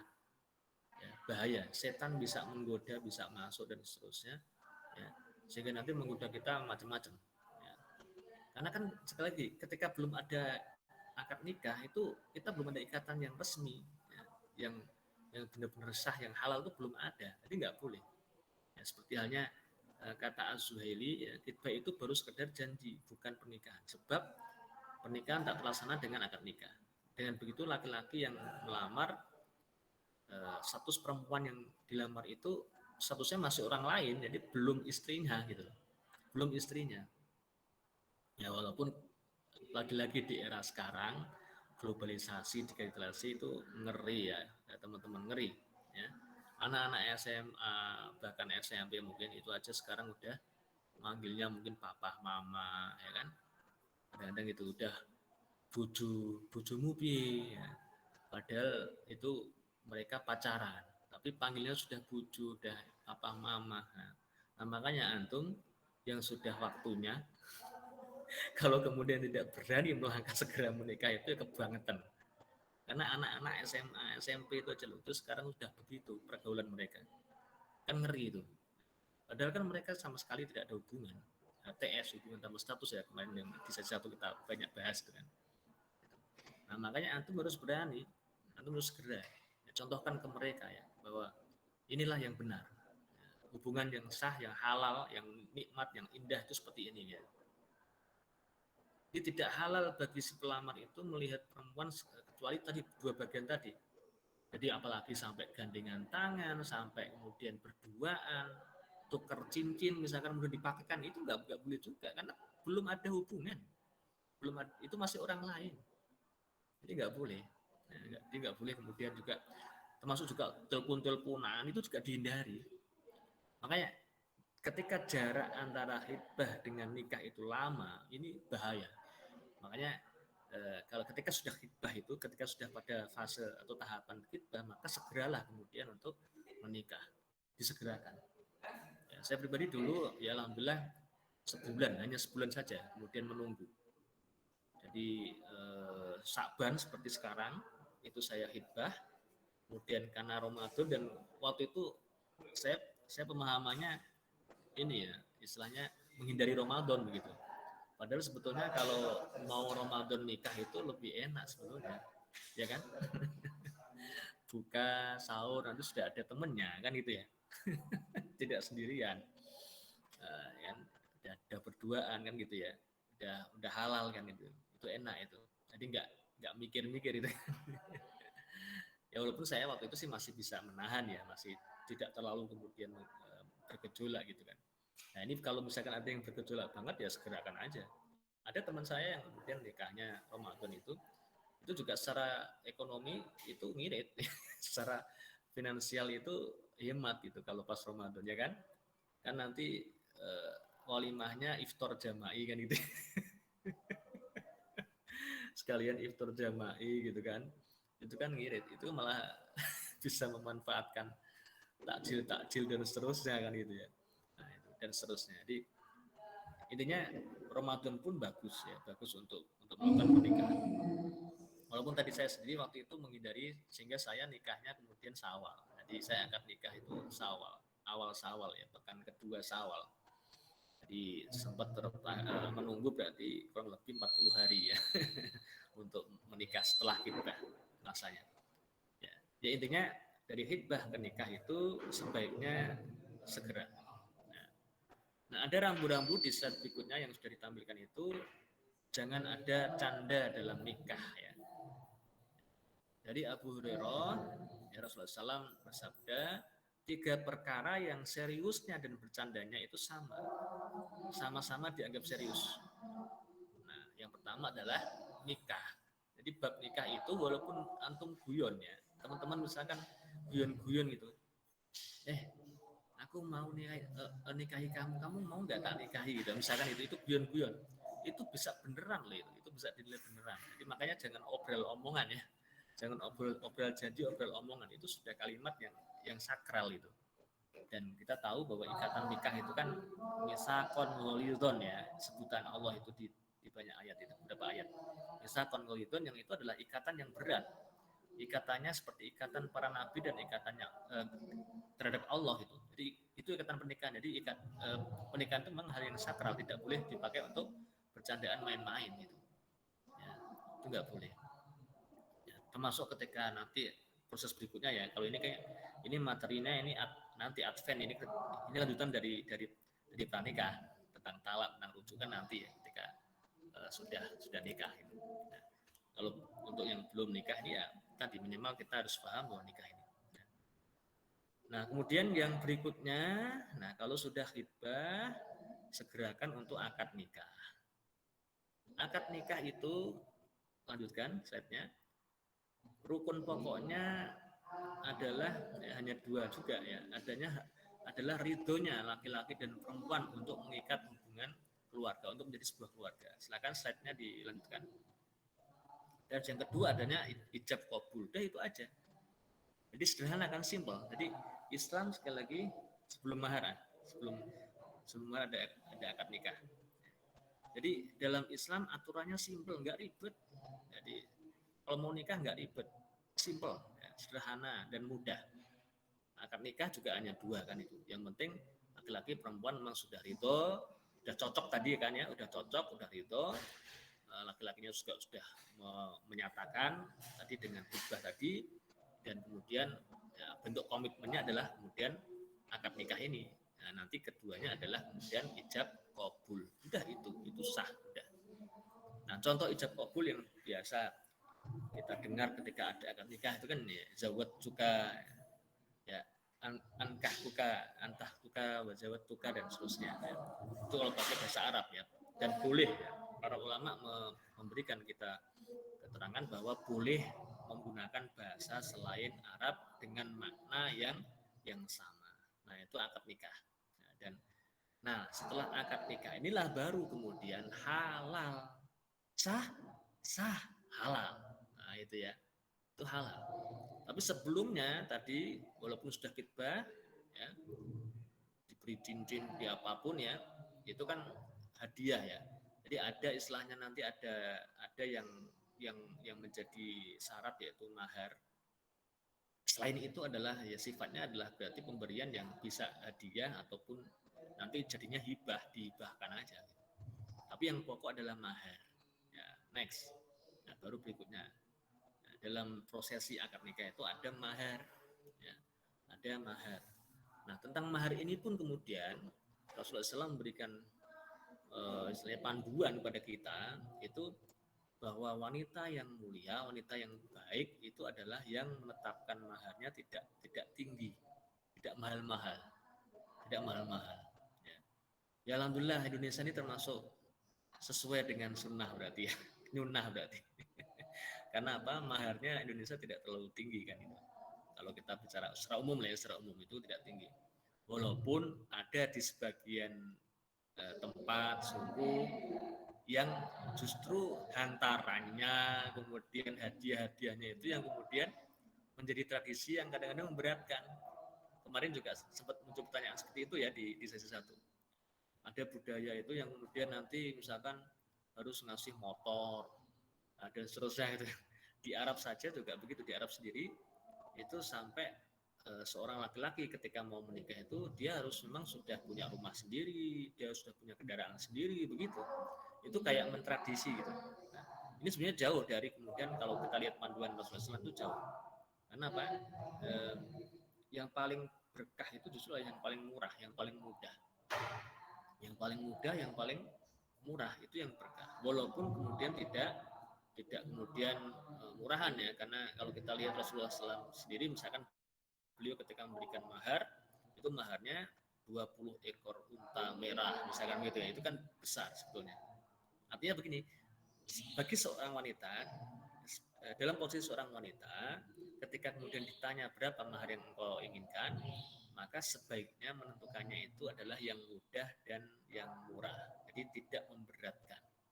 Ya, tidak menjadi kemudian pemberat, justru proses nikah itu terhambat gitu loh. Karena misalkan laki-lakinya secara finansial, secara penghasilan itu belum besar gitu ya, itu tapi kemudian diminta besar, itu kan langsung kemudian udah kalau seperti itu gak usah aja gitu, akhirnya kan malah nggak jadi kan begitu. Nah, sedangkan di sisi pria, kalau memang seorang pria itu berpunya ya, secara finansial kita punya atau kita sudah punya tabungan misalkan untuk itu jangan pelit gitu, selain itu ya, itu juga jangan pelit ya, berikan juga yang besar lah gitu. Baik itu mahar maupun kemudian nanti hadiah-hadiah itu bisa kita berikan. Nah, gitu ya. Nah, itu dalam prosesi akad nikah ada mahar yang diberikan. Bahkan Rasulullah SAW itu ketika menentukan mahar ada riwayat ya, itu kecil ya, sekitar 12 ukiyah ya. Ukiyah itu berapa berarti ya? Ini tidak besar. Jadi beliau ketika menentukan mahar buat putri-putri beliau, kan beliau sempat menikahkan ada Fatimah, ada kemudian Zainab, ya kan, Ruqayyah, itu kan pernah sudah dinikahkan kan gitu. Ya itu tidak besar ya. Jadi mahar yang ditentukan tidak besar. Nah itu. Nah, setelah akad nikah selesai dan sah tadi halal, nah apa yang kemudian kita lakukan? Ada banyak sunnah. Nah, di sini saya kutipkan 3 ya di antaranya. Yang ini alhamdulillah sempat saya praktekkan waktu dulu menikah itu. Ya. Sudah saya praktekkan alhamdulillah. Yang pertama, next ya, di slide berikutnya, bersikap lembut kepada istri. Jadi perjumpaan pertama itu kita lembut gitu loh istilahnya. Jadi kita jumpa pertama ya istilahnya ya. Nah, ini coba kalau misalkan sebelumnya itu sudah holwat, udah ini, wah nggak seru, nggak asik, nggak indah. Tapi kalau sebelumnya itu memang tahunnya juga terbatas, ya, melihat juga baru ketika nazar dan ta'aruf, itu nikmat, benar-benar nikmat ya, indah dan nikmat. Ya, saya merasakan soalnya. Jadi ketika pertemuan pertama itu benar-benar terasa, nikmat banget. Ya. Nah, pertama adalah bersikap lemah lembut. Nah, yang saya waktu itu ada pengalaman ya, itu alhamdulillah istri waktu itu tuh sudah menyiapkan minuman. Jadi di kamarnya, saya mendatangi istri ke kamarnya itu untuk pertama kali. Nah, kemudian di kamar tuh sudah disiapkan sama dia itu minuman. Yang memang ini sunahnya kayak ini, kayak ketika Sayyidatina Aisyah pertama kali ditemui oleh Nabi ya, itu adalah disediakan minuman untuk nanti diminum pertama kali, yang manis tentunya ya, minuman yang manis, kemudian dipersilahkan kepada suami. Saya waktu itu dipersilahkan, nah kemudian saya minum sedikit, nanti sisanya kemudian diminum oleh istri. Wah, itu juga romantis dan nikmat, indah sekali ya, indah sekali. Nah kemudian suami ketika bertemu pertama, kemudian ada doa, ada di istilahnya meletakkan tangan di atas ubun-ubun istri, nah, kayak gini. Nah, gini sambil kemudian mencium kening. Di kening istri dicium, ada doanya ya. Doanya adalah mohon ya Allah ya, masukkanlah aku, jadikanlah aku untuk mendapatkan kebaikannya. Allahumma inni as'aluka khairaha wa khairama jabaltaha. Jadi kalau ada kebaikan, kalau jadi apa-apa yang kebaikan yang ada dalam diri istri itu ya masukkan aku ke dalamnya itu. Wa'udzubika, dan minta dijauhkan kemudian ya dari keburukan penciptaan istri itu, karena setiap manusia itu kan ya Allah juga ilhamkan kan keburukan juga ada. Ya, fa'alhamaha fujuraha wa taqwaha. Sehingga bisa jadi latar belakang pasangan kita itu ada masa-masa yang kelam atau masa-masa yang buruk itu masih ada. Nah, artinya kita doa itu dihindarkan kita dari pengaruh, dari sebab, dari akibat hal itu. Nah, gitu loh maksudnya gitu. Nah, sehingga memang kita pegang sambil kita dicucuk umbun-umbunannya istilahnya gitu ya. Itu sambil kita doa tadi. Nah, itu. Dan itu luar biasa indahnya. Karena tadi ya, ketika belum pernah bersentuhan itu akan indah. Tapi kalau udah pacaran, kalau ya udah biasa gitu. Jadi istilahnya akan nikah tuh nggak sakral, nggak ada bedanya lah dengan kemudian ketemu sebelumnya gitu kan. Sebelumnya sudah gandengan, udah boncengan, nah, udah nggak terasa. Bener. Jadi kalau antum praktekkan ini itu akan merasakan juga. Nah, kemudian yang penting juga adalah sholat 2 rakaat ya, sholat sunnah. Bahkan sholat sunnah 2 rakaat ini tidak hanya dilakukan oleh pasangan suami istri, tapi ada istilahnya sedekah sholat untuk pasangan yang baru nikah. Nah, itu juga sebuah kesunahan. Abdullah bin Mas'ud pernah mengatakan kepada seorang yang baru saja menikah, kalau istrimu datang menghampirimu, maka perintahkanlah dia sholat 2 rakaat di belakangmu. Artinya saat itu juga saya pun waktu itu juga begitu, ketika ketemu tadi minum, doa, saya cium ini ya kening, kemudian doa, setelah itu kita sholat bareng. Jadi itu sholat jamaah pertamanya ya, setelah akad nikah, setelah halal ya. Nah, sholat jamaah itu juga nikmat itu ya, teman-temannya itu luar biasa ya. Antum jangan bayang-bayangkan yang enggak ya. Nah, itu. Nah, kemudian yang terakhir, bagian dari rangkaian pernikahan adalah melakukan sunnah ini ya. Sunnah adalah walimah. Ada 2 pendapat ya. Yang pertama wajib, yang kedua mustahab. Mustahab itu dianjurkan istilahnya. Nah, yang paling ringan ya tentunya adalah sangat dianjurkan, sehingga tidak sampai wajib ya.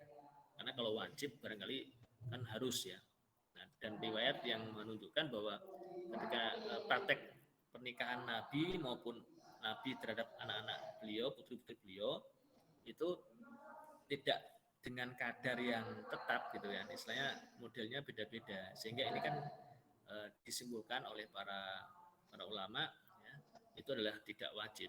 Jadi hanya mustahab, ya, sangat dianjurkan. Ya sekecil apapun, sesederhana apapun, sebaiknya tetap dilakukan yang namanya walimatul urs ya, walimahan. Jadi pesta ya, pesta. Rasulullah SAW melihat pada pakaian Abdurrahman bin Auf ada bekas minyak wangi. Ada apa ini Abdurrahman?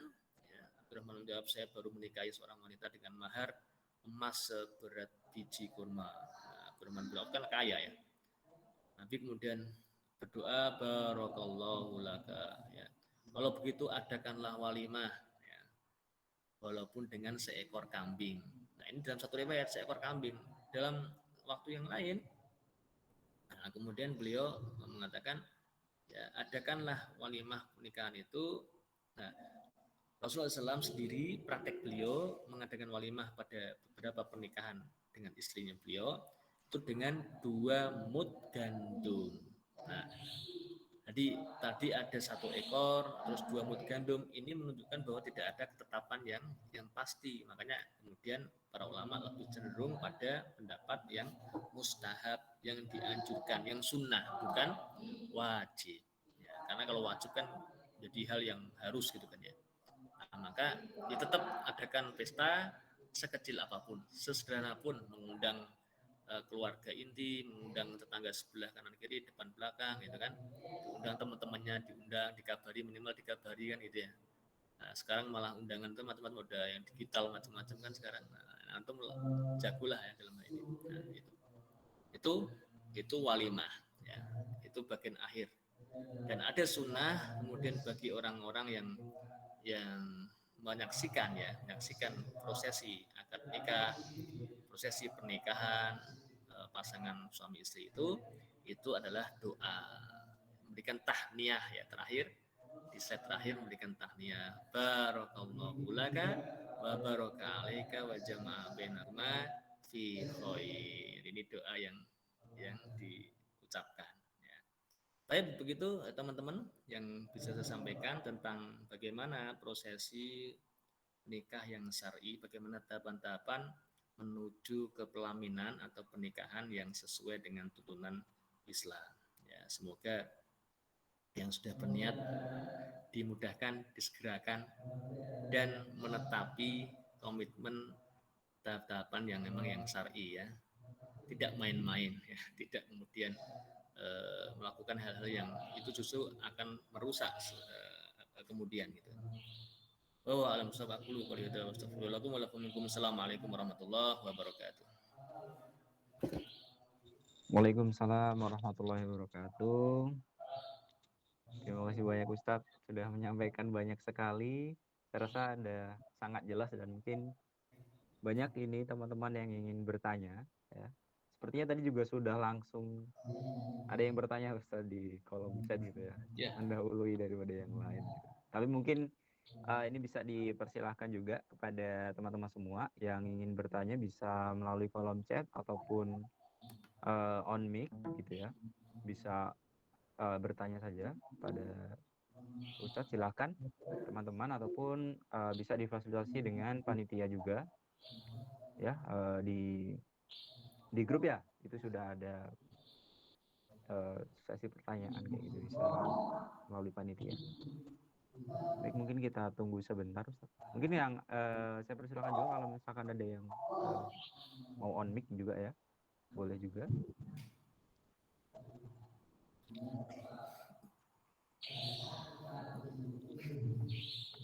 Ini yang dari Mahardika Widyadi Pertiwi ini bagus nih. Bisa langsung aja ya tanggapi ya. Oh ya Gimana? Ustadz. Oh boleh Ustadz. Ya langsung. Itu ya Mas Agung ya. tanggapi Kita monggo. tanggapi dulu yang pertama ini. Dari ini Mbak ya, Mahardika nih kayaknya. Mahardika Widyadi Pertiwi. Assalamualaikum. Maaf saya mau tanya. Coba aku bacakan. Oh ya. Assalamualaikum. Maaf saya mau tanya. Saya memiliki teman ukhti dan umur teman saya sudah 45 lebih dan belum pernah menikah. Saat saya tanya sejujurnya dan dulu dia ingin menikah, namun sudah semua cara yang diridho Allah seperti yang dijabarkan Pak Ustadz, tetap tak ada yang memilihnya atau dia sudah memantapkan diri kepada orang tentunya. Namun orang itu pun juga tidak memilihnya padahal agamanya baik. Saya sedih mendengarnya dan saya bertanya kenapa hal ini bisa terjadi. Terima kasih. Itu Ustaz. Ya. Yang pertama ya ikhtiar dengan banyak cara dan cara yang dibolehkan tentunya ya.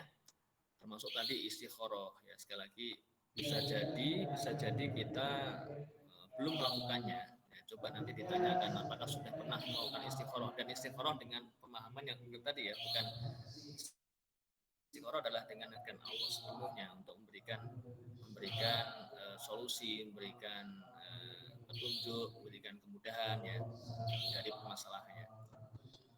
Dan intinya jangan putus asa, dalam ikhtiar itu nggak boleh putus asa, harus terus ya, dan terus minta pada Allah ya, maka insya Allah nanti akan ada jalan. Nah,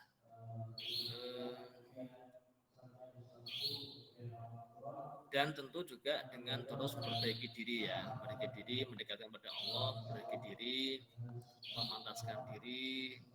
Jadi inilah sabar, kemudian mengoreksi, memperbaiki terus gitu ya, gitu.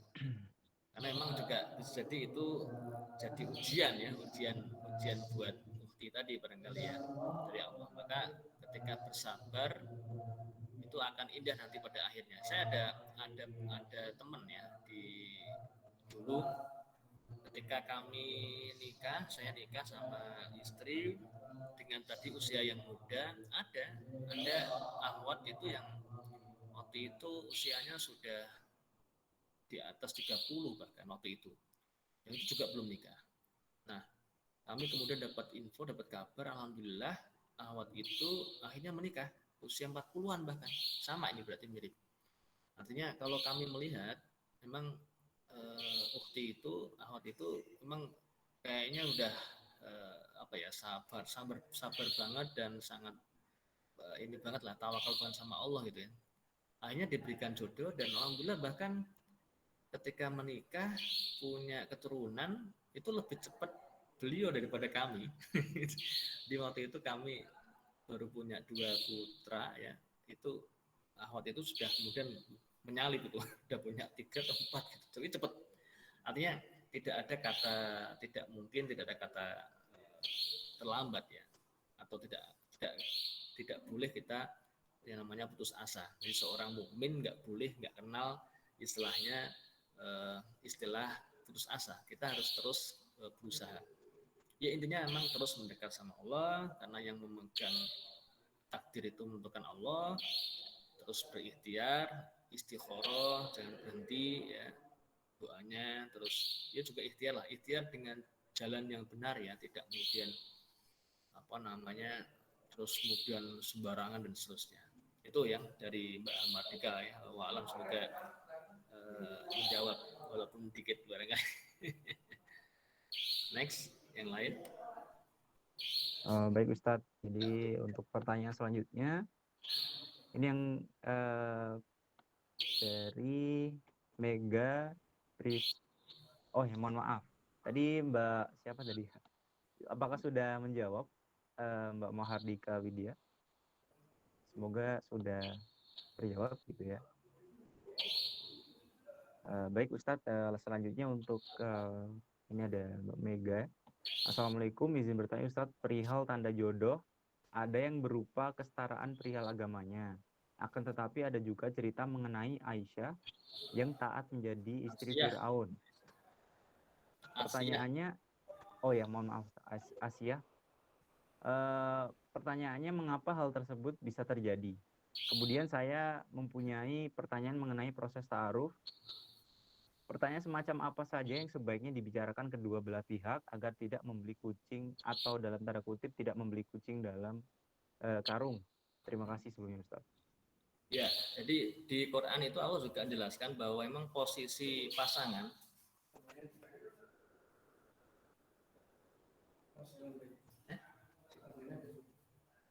sebentar saya izin sebentar. Baik Ustaz.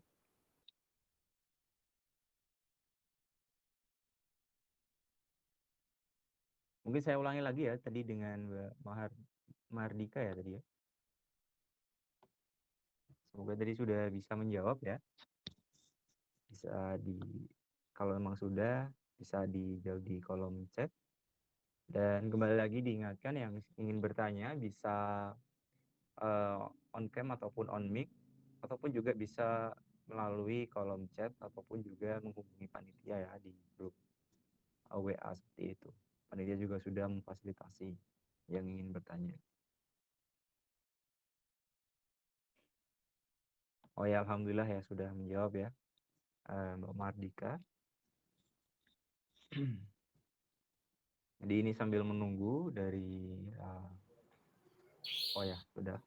Ya, Ya, ini Ustaz. sambil mendampingi acara juga sebetulnya di sini. Masya Allah. Mohon maaf. Oke, jadi untuk yang kasus atau kasusnya Asia sama Fir'aun itu ya contoh lain ada juga, bahkan Nabi juga ada yang punya istri kemudian durhaka, itu juga ada Nabi Nuh ya, ada Nabi Lot ya kan, itu kan ada 2 nabi yang dicontohkan untuk kita, ada yang punya istri itu.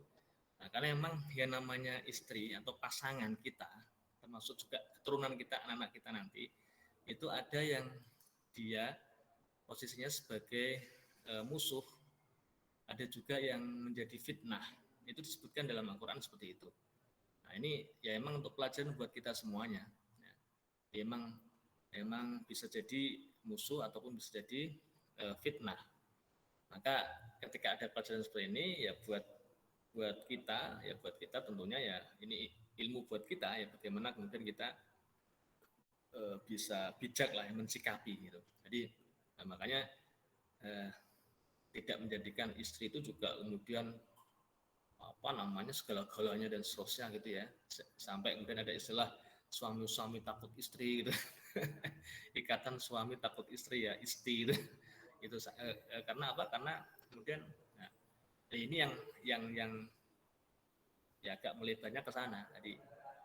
Nah, maka memang tetap posisi suami kalau seorang laki-laki suami itu harus qawam, yang menjadi qawam, dan istri ya dia harus taat pada suami dan seterusnya. Nah, itu memang contoh-contoh ada yang jadi fitnah, ada yang kemudian musuh, bahkan memusuhi. Nah, kemudian yang berikutnya mengenai proses ta'aruf ya. Pertanyaan semacam apa yang saja yang sebaiknya dibicarakan kedua belah pihak agar tidak membeli kucing dalam karung. Nah, konsentrasinya ke tadi sebetulnya ke bagaimana agama dan akhlaknya, ya, bagaimana agamanya dan kebiasaan sehari-harinya. Nah, itu yang kita perhatikan. Ada cerita yang mertua yang istilahnya kecewa dengan menantunya. Jadi taunya dari anak laki-lakinya, mantunya itu soleha, ya rajin gitu kan ya, karena sering ngaji, rajin gitu. Nah ternyata setelah menikah baru ketahuan bangunnya telatan gitu, duluan suaminya bangun. Nah itulah mungkin bisa jadi secara proses ta'arufnya belum lengkap juga bisa, atau ya tadi kasusnya adalah emang ya inilah ujian, itulah ujian buat suaminya tadi berarti, ataupun keluarganya, bahkan kalau memang berkumpul dengan keluarga gitu ya. Jadi memang kita mensikapinya begitu. Nah kalau terhadap ujian kan ya udah kita bersabar, ya kita harus sabar, kita hadapi, kita ini. Nah, jadi pertanyaan-pertanyaan ataupun yang kita perlu ketahui mendalam itu adalah tadi terkait adalah agamanya, dan terkait kalau agama kan bisa kita misalkan bagaimana dia menjaga aurat, misalkan kalau laki-laki terhadap perempuan ya, bagaimana dia komitmennya terhadap jaga auratnya, misalkan itu ya, keluar rumah, di rumah seperti apa misalkan ya, misalkan pas keluar rumah rapet misalkan ya, tapi di rumah, di depan rumah ketahuan ternyata wah buka-bukaan gitu misalkan. Nah itu kan juga berarti oh dia belum komitmen berarti ya, terhadap hal itu. Atau kemudian bagaimana sholatnya ya misalkan gitu ya, apakah dia termasuk yang sholatnya itu bagus ya misalkan, tepat dan seterusnya. Nah, itu yang kita cari seperti itu. Kan tadi dalam hal milih yang laki-laki ke perempuan kan rekomendasi Rasulullah tadi adalah agamanya kan satu. Sedangkan perempuan ke laki-laki adalah dua hal tadi kan, agama dan akhlaknya kan gitu. Ya agama, akhlaknya. Agama ini adalah memang bagaimana pemahaman atau pengetahuan agama, juga kemudian bagaimana dia menghadapi atau mensikapi problematika hidup terhadap agama itu bagaimana. Nah akhlak kan bisa dilihat kan gitu, bisa dilihat dari perkataan, dari ketika ngobrol dengan yang lain itu kan dari jauh pun kan kita bisa melihat kayaknya humble tuh, kayaknya supel, kayaknya dia enak tuh diajak ngobrol dan seterusnya, kan kelihatan itu dari jauh kan begitu. Nah itu jadi bukan pada hal-hal yang apa ya, kalau kemudian ada hal-hal yang disembunyikan atau memang tersembunyi belum ketahuan, itu tidak apa-apa ya. Karena memang ya pastinya kita akan ada seperti itu gitu loh, karena memang kita dua orang yang berbeda gitu, apalagi yang kemudian memang belum pernah kenal. Nanti ketika sudah jadi, sudah akad nikah, dulu saya dinasihati sama ustadz saya, sama ya teman-teman juga ya, itu begitu, antum harus siap nanti setelah nikah, antum harus siap kecewa.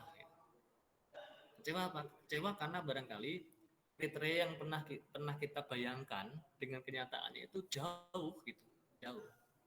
Sama, emang saya dulu waktu itu punya juga kriteria, jadi baik saya pengennya Ahmadnya begini.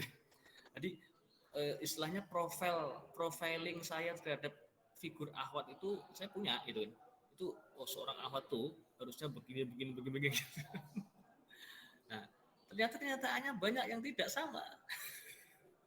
Ya itulah memang adalah kemudian itu ujian awal itu ujian di tahun awal pernikahan nanti itu. Nah kalau sesi pranikah ini nanti dilanjutkan ya, itu expandnya ya, itu atau extendnya itu nanti itu adalah nanti ya pas nikah. Jadi bagaimana pernikahan awal 0 sampai 5 tahun atau 0 sampai 10 tahun itu nanti bisa dibuka kelas juga. Tapi nanti kalau udah pada nikah kalau belum nikah ya nikah dulu berarti. Nah, itu nanti ada memang ujian-ujian di awal-awal tuh ada. Jadi ujian-ujian tadi misalkan ada banyaknya yang berbeda, itu memang luar biasa. Tapi ketika dikembalikan ke kemudian ya akad nikah, ke motivasi, ke orientasi, ke niatan yang memang bukan untuk main-main, bukan untuk hanya sekedar orientasi fisik, materi ataupun dunia, maka insya Allah selesai. Insya Allah selesai. Ya saya sendiri mengalami lah ya, awal-awal tahun pertama itu bagaimana itu mengalami. Jadi tapi semakin ke sini yang sekarang 20 tahun lebih ya, alhamdulillah itu semakin mawaddah, semakin cinta. Jadi yang ada bukan kebosanan, tapi cinta, kangen gitu ya. Istri saya, wah udah, manggilnya semakin semakin membuat kita kelepek-kelepek gitu. Itu ya. Itu. Jadi yang ditanyakan, yang diketahui ketika proses taruh, sekali lagi konsentrasi, fokusnya ke situ aja, jangan hal-hal yang fisik ya, misalkan apa sampai terlalu detail, hobinya apa, nanti akan tahu sendiri, dan itu akan indah ketika kita tahu itu nanti akan indah. Kalau semuanya tahu itu butuh waktu lama, memang nanti malah nggak nikah, itu malah bahaya nanti. Malah yang muncul malah kecurigaan, malah ini enggak, jangan ya. Yang penting tadi visinya udah sama-sama sekufu, agamanya udah sama, bismillah jalan, nah nikah, itu aja. Jadi nggak usah banyak-banyak yang dicari. Ya. Oke, silakan bisa lanjut lagi yang lain kalau ada. Alhamdulillah, sebenarnya juga sudah menjawab semuanya Ustaz. Apa itu Mas Hanif?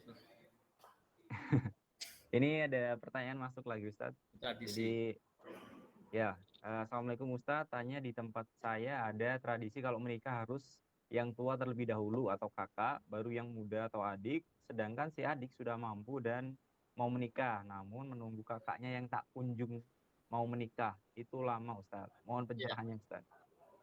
Ya itu tradisi kan, kalau di Islam nggak ada, kalau di agama nggak ada istilah begitu, nggak ada istilah apa istilahnya itu ngunggah-ngunggahi, kemudian nanti tukon, kalau di Jawa ada kayak gitu ya, ada ngunggah-ngunggahi, ada tukon, itu seperti itu.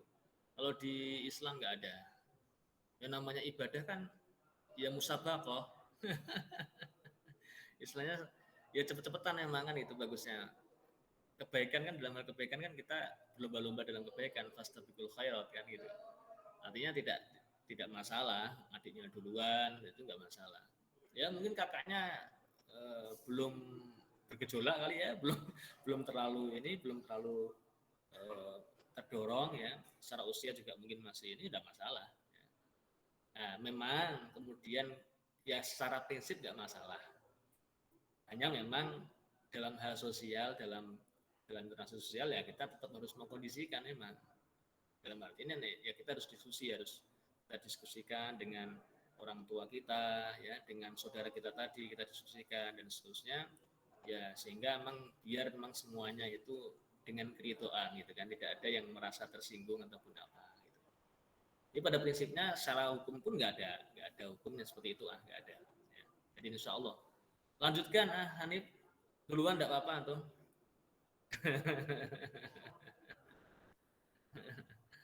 Mas Hanif duluan enggak apa-apa ya, kalau ada kakaknya ini belum salib aja enggak apa-apa. Ada lagi? Oh ya, ini Ustadz, ada lagi Ustadz, ini sepertinya ini ya titipan pertanyaan juga Ustadz di grup ya, yang melalui admin.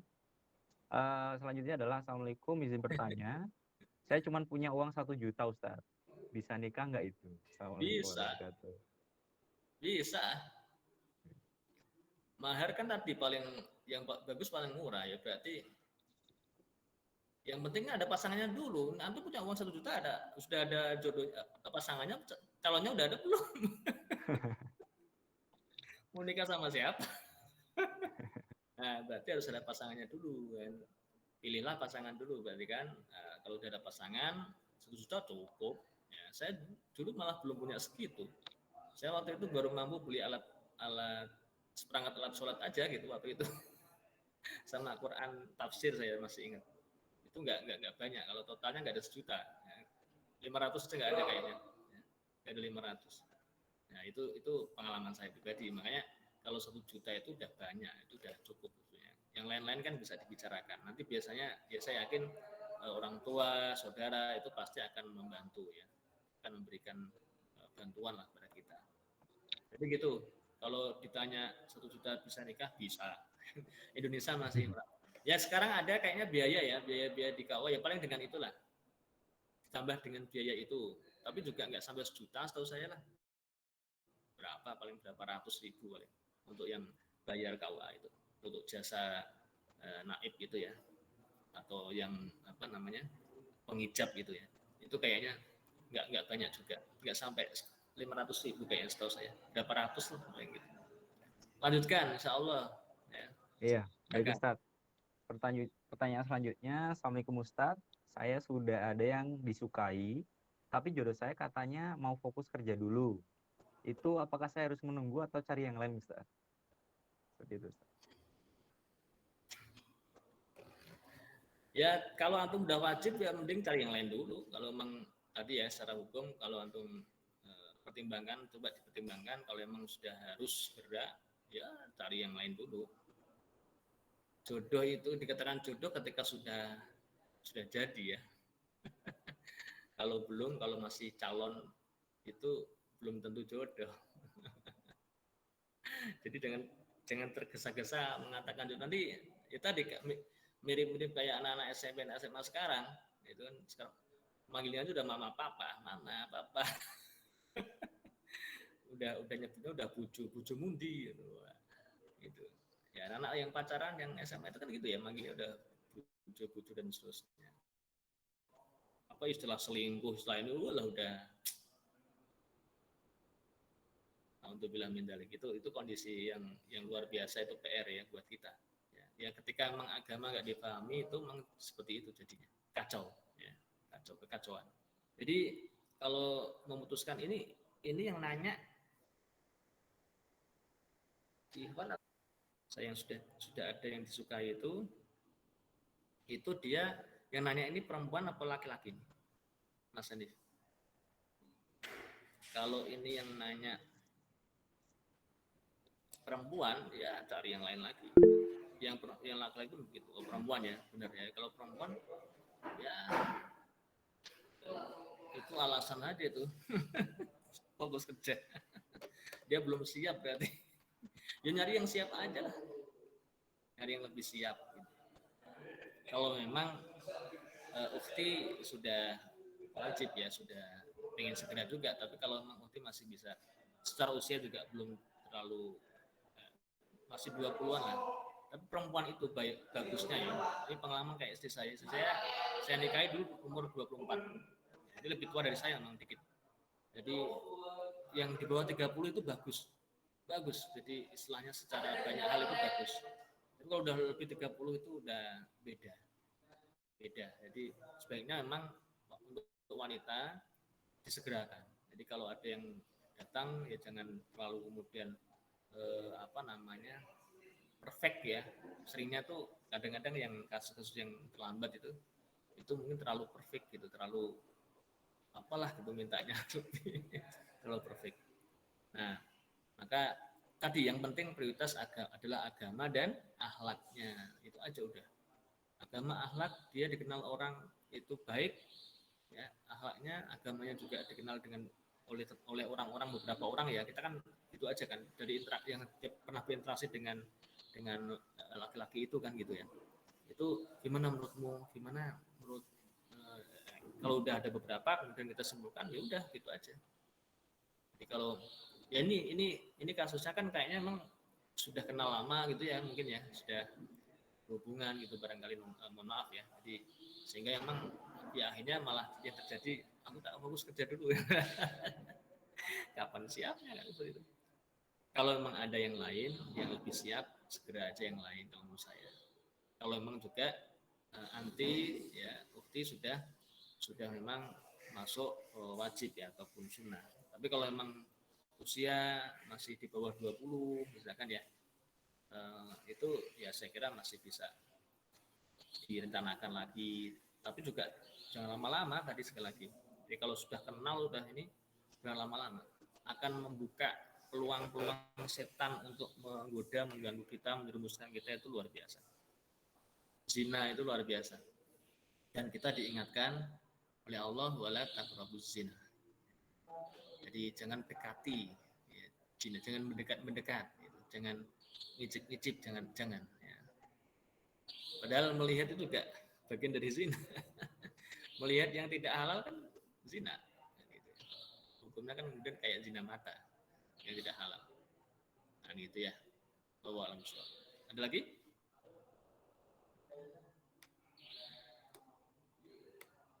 Sepertinya sudah cukup, Ustaz. Oke. Iya, Ustaz.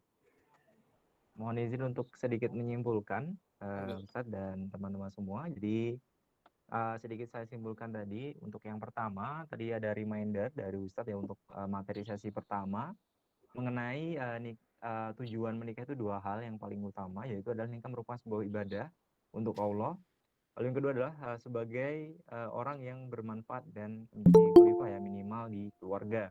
Lalu hal yang lain untuk sesi yang pertama adalah mengolah hawa nafsu atau meredamkan dengan yang halal gitu ya.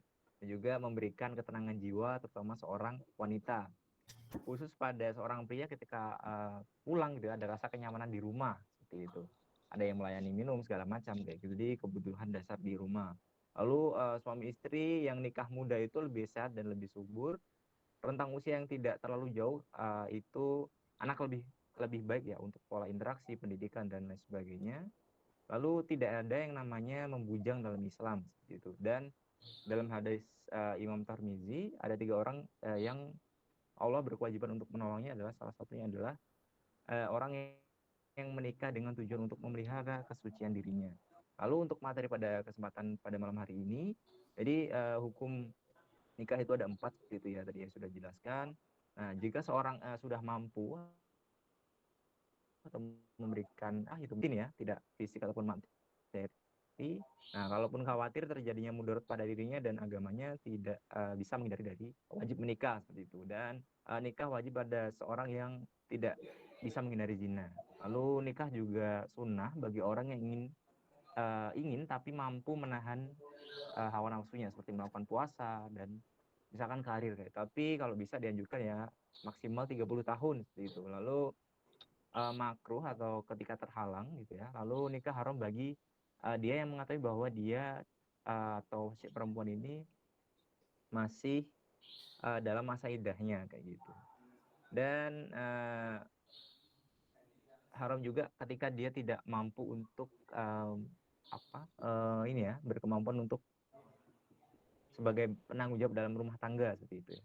Dan tidak boleh untuk kepada yang mahramnya, saudara, ibu, ayah dan sebagainya, ataupun ada juga tadi wanita yang musyrik gitu atau orang musyrik dan juga ateis dan lain sebagainya.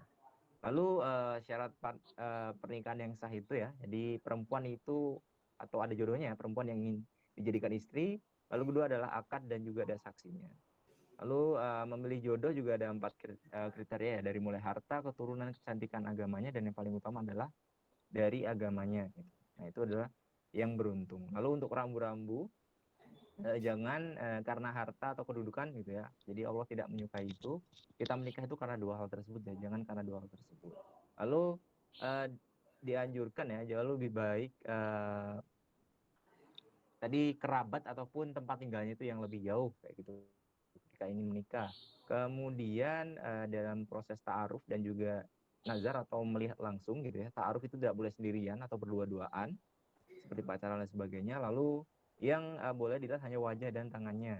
Dan seorang wanita itu mohon maaf ini mungkin boleh saya skip aja. Lalu yang permasalahan khitbah tadi ya atau meminang atau melamar itu benar-benar ya tidak boleh dianggap hal yang main-main seperti itu, karena itu sudah menjadi janji ya, janji menuju akad. Dan kalau bisa janji menuju akad itu tidak terlalu jauh gitu jangka waktunya ya, tidak melakukan interaksi juga dalam proses menuju ke sana juga. antara laki dan perempuan. Dan boleh menggunakan mahar, tapi sebaiknya mahar gitu ya bagi seorang wanita yang tidak memberatkan gitu ya. Tapi tidak juga murahan juga gitu. Dan laki-laki juga jangan pelit ketika memiliki harta. Dan tadi juga ada beberapa sunnah yang bisa dilakukan setelah menikah ya, seperti untuk memegang ubun-ubun istri dan juga mendoakan. Itu ada doanya juga. Dan bisa yang terakhir adalah melakukan walimah atau pesta meskipun itu hanya kecil ya, tadi dalam riwayatnya juga meskipun hanya bisa memotong 1 ekor domba seperti itu.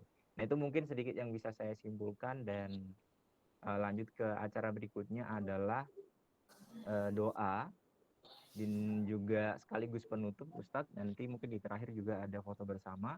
Jadi doa ini nanti bisa sekaligus untuk menutup acaranya, tapi dari saya ingin memohon maaf apabila ada salah kata dan perbuatan yang tidak diinginkan gitu ya. Memohon maaf dan izin untuk menutup atau acara kajian pranikah pada malam hari ini. Mungkin untuk waktu dan tempatnya saya persilakan Ustadz. Assalamualaikum warahmatullahi wabarakatuh. Assalamualaikum. Astaghfirullahaladzim, astaghfirullahaladzim, astaghfirullahaladzim. A'udzubillahi minasyaitonirrajim. Bismillahirrahmanirrahim. Alhamdulillahi rabbil alamin, hamdan syakirin, hamdan na'imin, hamdan yuwafi ni'amahu wa yukafi mazidah. Ya Rabbana lakal hamdu kama yanbaghi li dzikral karim wa 'azimi sultanik. Allahumma shalli ala sayyidina Muhammad wa ala ali sayyidina Muhammad. Allahumma arinal haqqa haqqa warzuqna ittiba'ah wa arinal batila batila warzuqna ijtinabah. Ya Allah, aku mohon petunjuk padamu memilih yang baik dalam pengetahuanmu. Aku mohon untuk ditakdirkan yang baik sesuai dengan kodratmu. Aku mengharapkan karuniamu yang besar. Engkau maha kuasa dan aku hambamu yang dhaif. Engkau maha tahu dan aku hambamu yang jahil. Engkau maha mengetahui semua yang gaib dan yang tersembunyi. Ya Allah, jika hal ini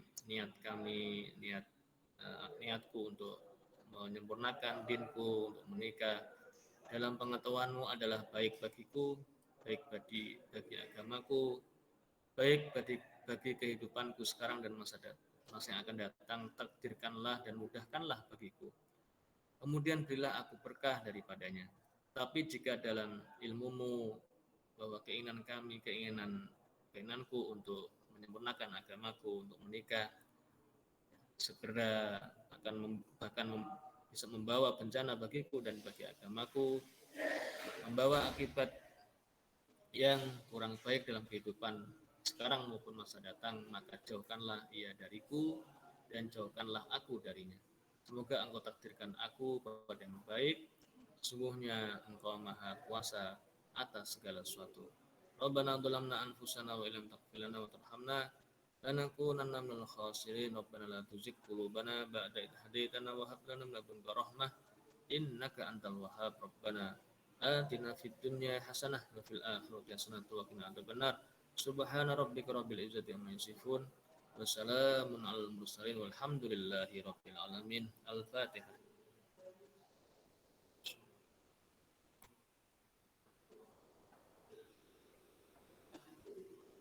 Baik, untuk sesi foto bersama mungkin teman-teman bisa untuk jangan meninggalkan roomnya terlebih dahulu. Mungkin kepada panitia yang bertugas bisa memberikan aba-aba ya untuk foto. Silakan mungkin sesi foto bersama, dan mungkin yang bisa on cam boleh juga ya on cam ya untuk foto bersama. Insya Allah nanti juga akan dikirimkan di grup ya sama teman-teman panitia ya sebagai bentuk dokumentasi juga. Silakan bisa on cam itu. Silakan panitia yang memberikan aba-aba ya.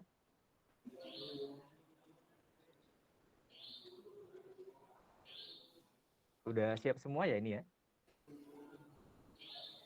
Sudah?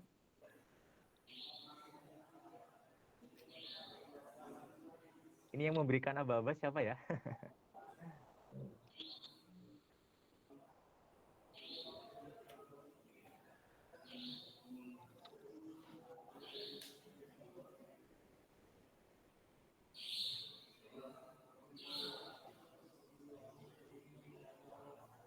Bagaimana? Panitia apakah sudah?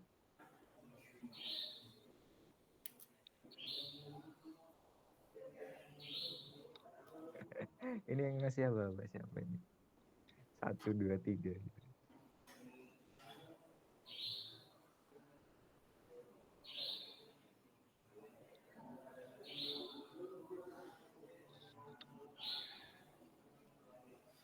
Sepertinya sudah ya.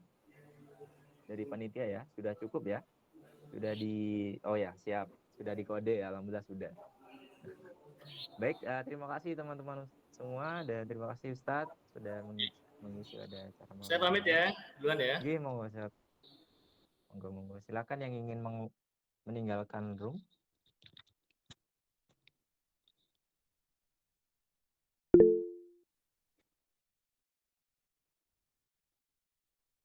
Siap, semangat.